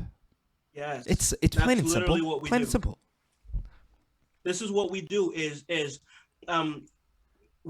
role that we play is so different, and I really like. There's a good amount of people that do appreciate it, but I still think there's an amount of people that don't. It is because we're attention seekers. We figure out how to manipulate people's emotions. Yeah. Because the way you're going to capture people's attention is by manipulating their emotions, whether you're making them sad or whether you're making them happy or whether you're making them angry. You're making them feel something. And that's the name of the game, because yes, the collar and elbow tie-ups and the hip tosses and the arm drags, that's all important. But also this is a business of moments. Yes, moments. It's that. Moments matter. It's that. You would not care about an arm drag or an ankle lock or a stone cold stunner or a power bomb. You wouldn't care about those things if, like, okay, I'm gonna mention this guy, but you wouldn't care about those things if Hulk Hogan didn't body slam Andre the Giant. You wouldn't care about those things if Ric Flair didn't want you to like just make you want to see him get his face punched in. You wouldn't care about these things if Dusty didn't make you feel like, man, I'm kind of like the son of a plumber too. You wouldn't come back. You wouldn't reinvest. You wouldn't keep on reinvesting in this if we didn't give you reasons. And you gotta have layers. And layers. For the the Emerge fans of Columbus, too bad. I'm sorry your boy lost. Sorry. Yes. I couldn't help myself. I'm sorry. Just any opportunity to be a dick, I'm gonna take it. But see that moment was so important, dude, because the next time those Columbus fans see me, P, and Sam together, they're gonna fucking hate us. I can hear it. I can almost feel it. I want to feel that heat that radiates off of that. I might need to accompany this just so I can feel it too. Yes, you did. Exactly. We screwed their boy. They're mad, as they should be. I mean, look, but we made y'all mad. The people of Columbus, the Emerge fans, look, I didn't want to talk about this or anything, but like, you should be okay. I mean, you started off the night well. You got to see my alpha get completely hosed by just distraction and a bumbling ref and things like that. And but you got to see your Jordan Cage beat my alpha, which has to be the most special thing for you people. Like, I mean, oh god, that's had to mean something for them. I know it, like, I know they probably marked it on a calendar. They probably like put it down as an event. They were like, on this day Jordan Cage beat the alpha athlete Chris Owens, and because it was a monumentous occasion, no belt needed. I mean, look at the Columbus fans and look at the alpha athlete Chris Owens. Of course they'd be jealous of him. He's beautiful and they're freaking hideous swamp beasts. They are. God. They are. They are, and I cannot wait for my alpha to come back, to emerge, and he will come back, mind you. I know that I can't wait. I know that he is injured at the moment, but he's not like those. He's not like those people of Columbus. Those Tony Stewart race watching. Freaking troglodytes. I like that. Troglodytes eating chocolate. Like that's all they are. Just coming out of their pores. They cannot attain or just even fathom being what my alpha is. My alpha, he's going to heal in probably, less than 6 to 8 months. They couldn't imagine doing something like that. After shattering their arm, they'd probably be out for the rest of their lives. Oh god, you never hear the end of it. And mind you, somehow, some way, the curator and the director, we probably end up taking care of them in some facility. But that's a whole nother thing. But they got what they needed that night. They got what they wanted. They got what they wanted. Yep. They got everything everything that they. But here's the thing: they don't. A lot of those fans don't understand that because they only remember the finish. This is true too. And that's how it goes. I keep forgetting about Emerge just all the time. I keep slowly getting reminded, but eventually I'm never going to remember it at all, right? Because we're going to re-debut at Emerge and we are going to be dominant. Plus, roll around with the set. What's better than that? Nothing's better than that, man. When you roll around with the set, it's a family and business gets handled. That's the facts right there because we are always going to be for the set. So we looked at kind of a structure here. I think we broke it down, man. Like we really did break it down as far as the structure of a show in terms of where you would place a women's match, where you would place something for a young strapping young talent, a talent that you want to see on the upswing, but also a talent that you want to see get out there and kind of let them see the high flying abilities that he can have. Yeah. And then of course we have this main event here that we've already set up for in the beginning. So I guess finishing up because we're thinking we're thinking in the confines of a regular indie show. You got to have some tag team action in there. I'd assume, right? Absolutely. If I didn't start off with a women's match, I'd probably start off with a tag team match because I good tag team wrestling. Yeah, great. That's important. I've said it before and I'll say it again. I think that tag team wrestling is almost more important than singles competitor wrestling, to be honest. Maybe I have a bias. You got to worry about your homie. You do. There is strategery, in that there is different dynamics, and yes, it's a whole different ball game. That's why you see people that sometimes it doesn't translate. Not everyone can be a Booker T where you can be a multiple time tag team champion and then also transition into the singles world. Success. Yeah, not everyone can be like that. Some people are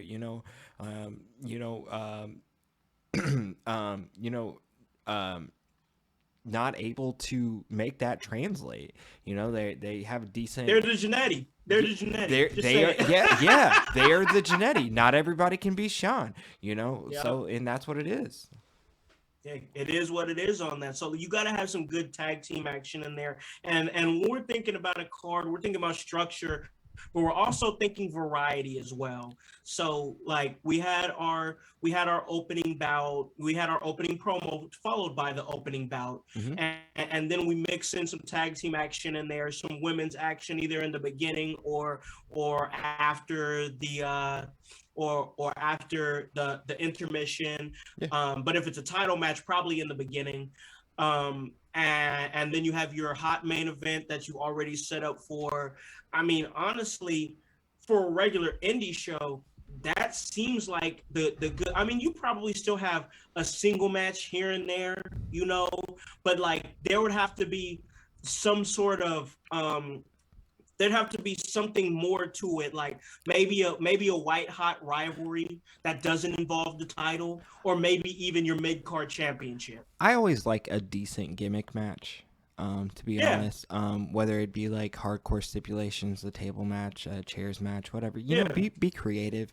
For sure. I like that. I like that sort of thing towards like your end. Maybe a co-main. Yeah, maybe like a co-main, which, sometimes you got to be, those things are tricky because if your gimmick match is a very, very hot gimmick match, that's really going to leave. It cools off the main event. It can cool off the main event. So you have to decide, hey, do I need to put this last or do I need, flip-flop, vice versa, whatever, which, decisions have to be made and it's okay. So what you could do is, just to build on that, what you could do is you could have the opening promo, the women's championship match, maybe follow that up with possibly a singles bout, somebody that's coming in and just looking for opportunity. Follow that up with a tag team match. After the tag team match, you go to intermission, and then you come back right into the gimmick match.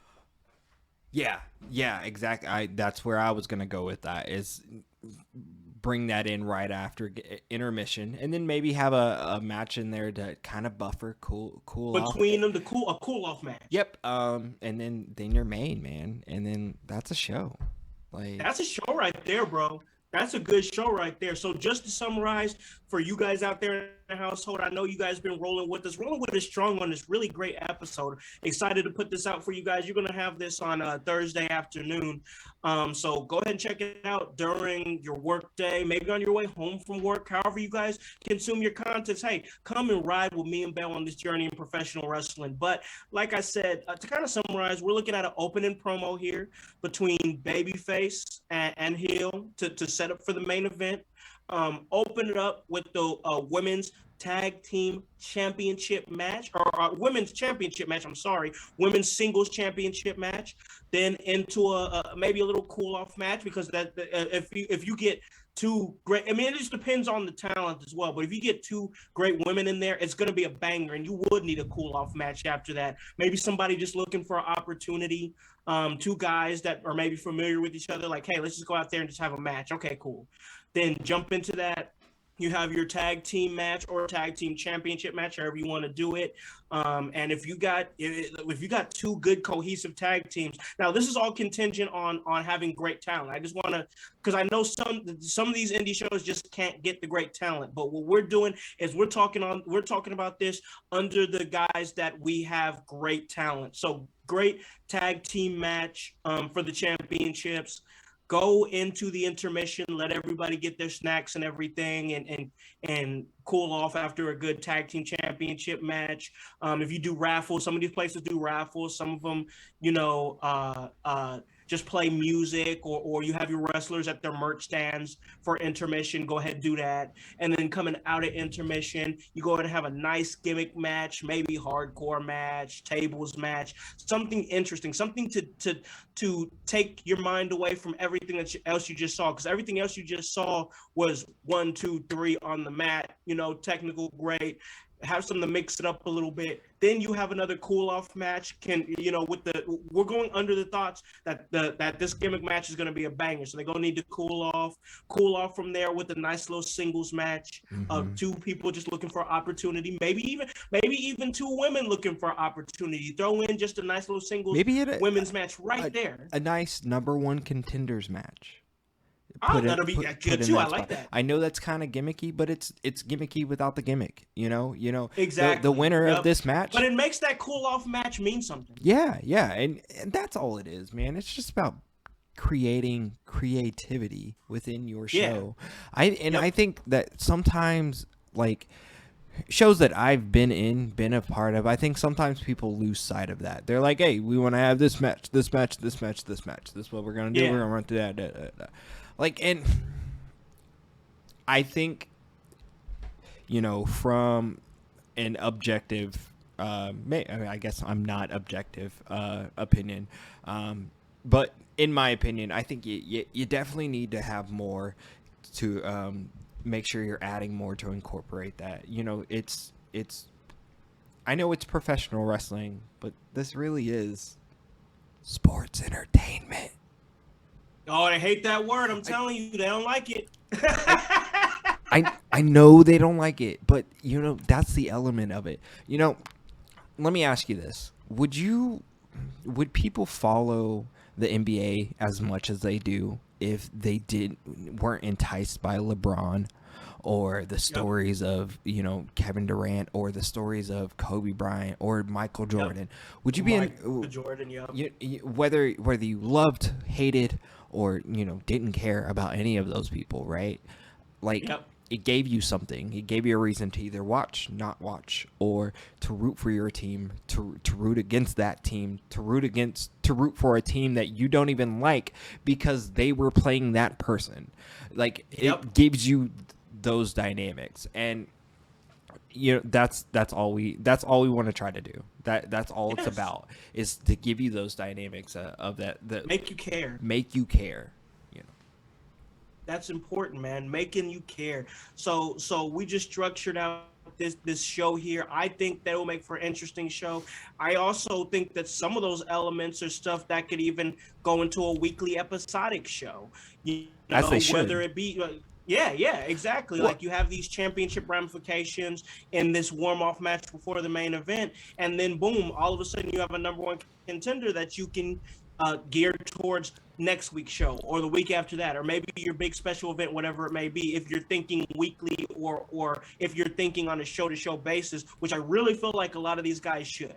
well, I think that a lot of shows should, but also, okay, we didn't even talk about the most important part of, prepping for your show, having your show. Look, I understand match order, card order, very important, very important. You need those things. Without that, you're not going to have a show. But how are you going to get people to the show? What kind of stories are you presenting? What kind of matches are you presenting to get people, to entice people to come in the first place? We kind of structured this question as opposed to as a question of, all right, we got people here, how do we keep them? Yep. But it's an all accompanying thing. You got to get them there, and I sometimes I don't think that there's enough people putting out content that is show driven, directional show driven. In some cases, I know a lot of people, like, there are a lot of, if I'm going to be frank, right? All right, listen, all us wrestlers, wrestling personalities, things like that, we are all narcissists in a way, right? Because we think we can do this thing, and we probably think that we're better than everyone else that does it, whether that person is our counterpart or what have you. We are here to do this because we want to show off, because we want to show people this thing. Now, show promoters, they say, hey, we want to house these people to do these things. Now with that, wrestlers and wrestling personalities, we are very selfish sometimes because, hey, I got this match. This is going on. Not necessarily always driving a story as to why am I wrestling this guy? Why am I wrestling at this promotion? What makes this promotion special? What makes this promotion important? I don't always see enough of that. I see that out of guys like, if I'm being honest, I see that out of you and I. We do a lot of that where we are pushing stories. We are pushing stories for other promotions. Now, and, maybe we're just unique because we've, thought of different ways. We think differently. Yeah. You know what I'm saying? Yeah, we do. We absolutely do. But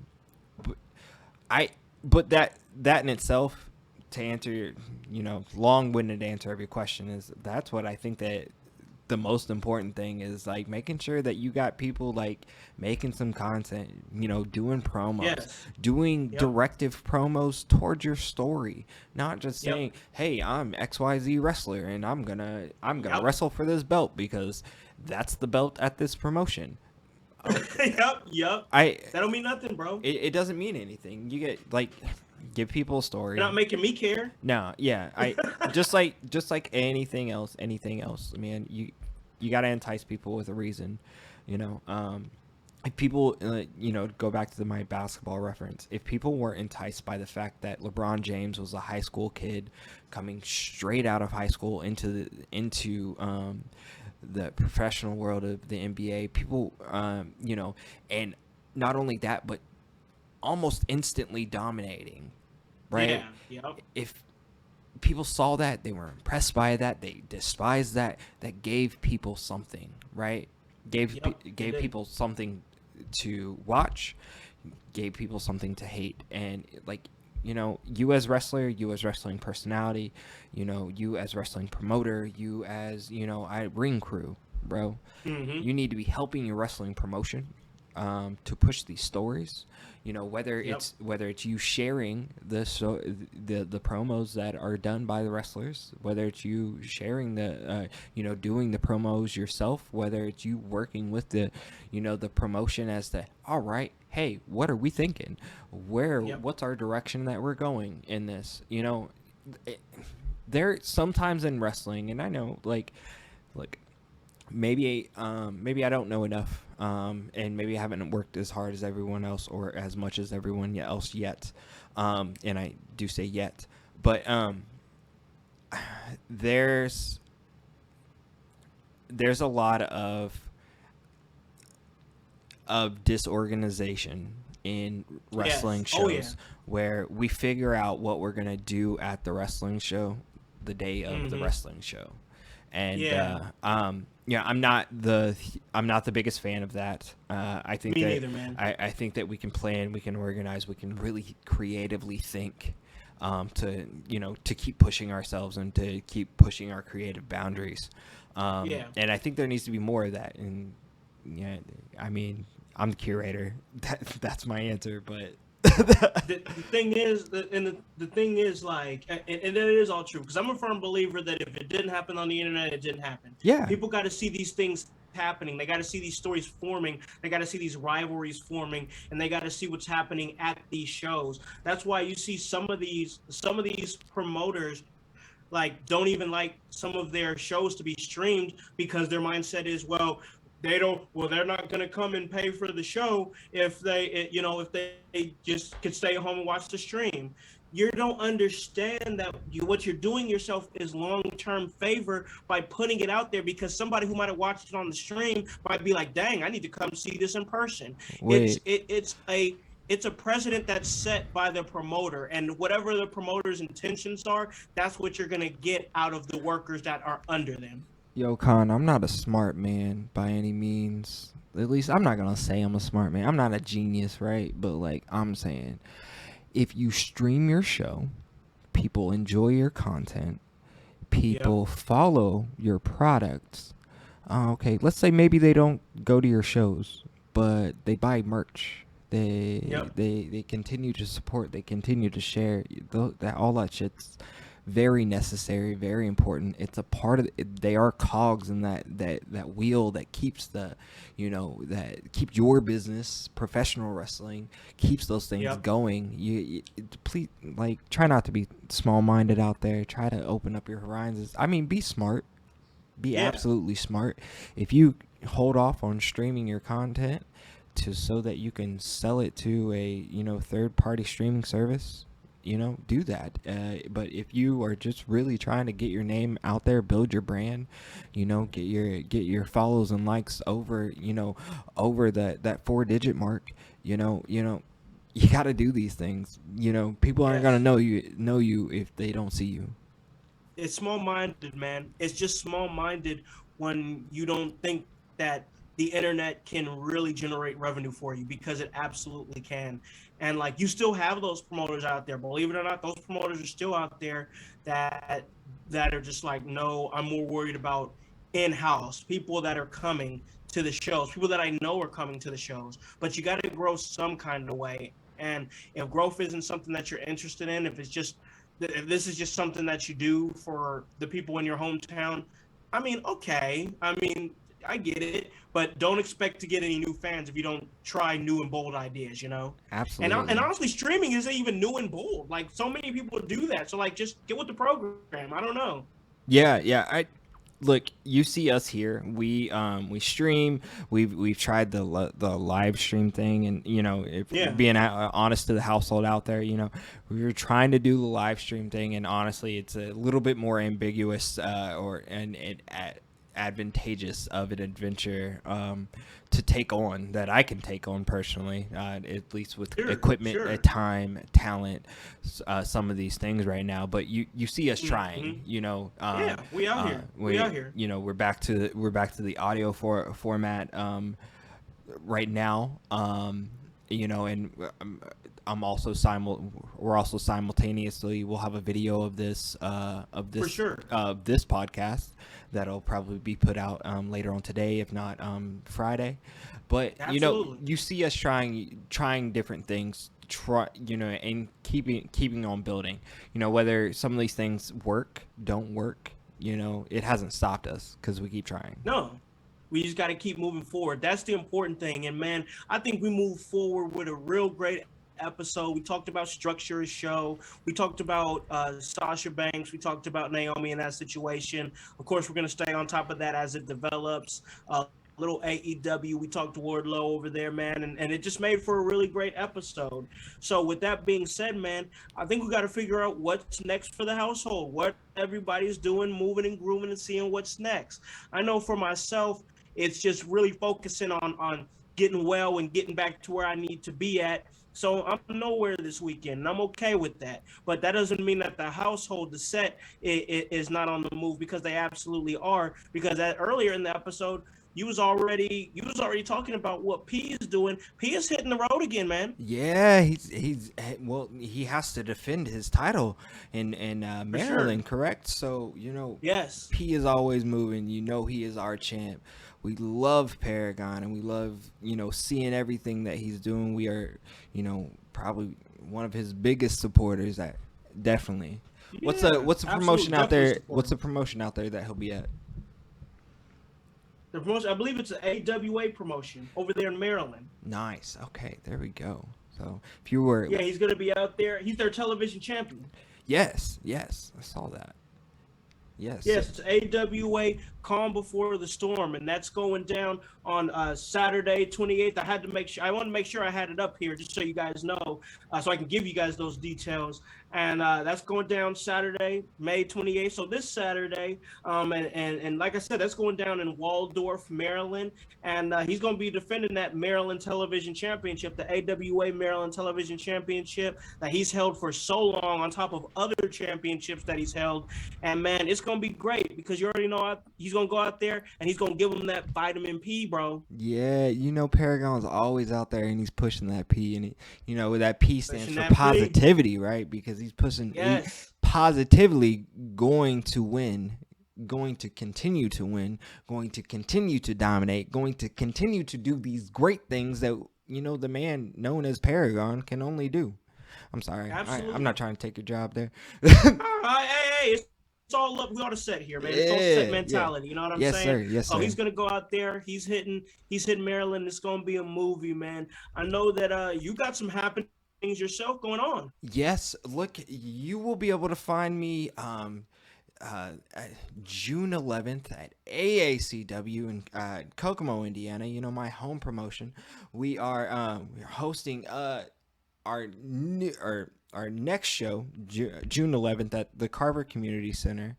Look, I have some promos that I've dropped today, that just some content that you just go out there and see. Look, I'm at Curator Bell. I'm not hard to find. You can find me. Other than that, I will be at HCW up in Mishawaka, Indiana. Actually, not in Mishawaka, Indiana. It will be Niles, Michigan on June 18th. Oh, yes. Okay. On June 18th, I will be representing the Apex group as the influencer of influencers. I know that my champion is, he's incapacitated at the moment, but we still have a mission to complete, and I still have a job to do for the Apex group, and I have to fulfill that job. So June 18th, I will be there, and I will be curating the most, as I will be active in some capacity in the ring of some sort, but I also believe that I will be running commentary. Oh, good. Yeah. Good. Always glad to hear that. Once again, I do want to give congratulations to my man Sam for winning the Hybrid Midwest Championship this past weekend in Terre Haute. Definitely got to show love for that. And he's still out here grinding, man. He's still out here grinding hard, doing his thing, and just really making his presence felt in the only way Sam can. So I always got to show that love, and appreciation. Once again, for me personally, appreciation to everybody that reached out during my time of sickness, and now it's time to get back, get on, get strong, and go ahead and hit them with that work, which involves me letting you guys know where you guys can follow me at, and where you can follow this great podcast at. And of course, you can follow me at The Hollywood House on IG. That's Instagram. You can follow me at Hollywood House on Twitter and on Facebook. And you can follow this podcast, In Your House, all across IG, all across Twitter, all across Facebook with our 20,000 strong following. So you guys can go ahead and follow that. That's In Your House, HOWSC, and the W stands for work. Man, this was another great episode. So we're gonna go ahead. We're gonna do this again next week, Bell. We're gonna call this an episode and we're gonna reconvene next week. I like it. I like it. I like it. So, with that, thank you, my friends, family, and household. I appreciate you. Absolutely. Guys, you already know what you're going to get when it comes to me and the curator, the influencer himself. You're going to get, oh, what is it? Oh, yeah, that's right. It's that work. So let me let you guys know where you guys can listen to this at. You guys can listen to this at Apple Podcast, Spotify, Spreaker, Stitcher, iHeartRadio, Himalaya. Hey, you don't have an Apple device? That's all right. We're on Google Play. Anywhere that you guys are, we can get to you. Hey guys, check us out. We are over on Pro Wrestling Tees, and there's a sale going on for Memorial Day. That's www.prowrestlingtees.com/inyourhouse, and we'll definitely go ahead and get you that code. But guys, go ahead and get that work so you can get that shirt. And guys, I tell you this all the time. Hop on this bandwagon.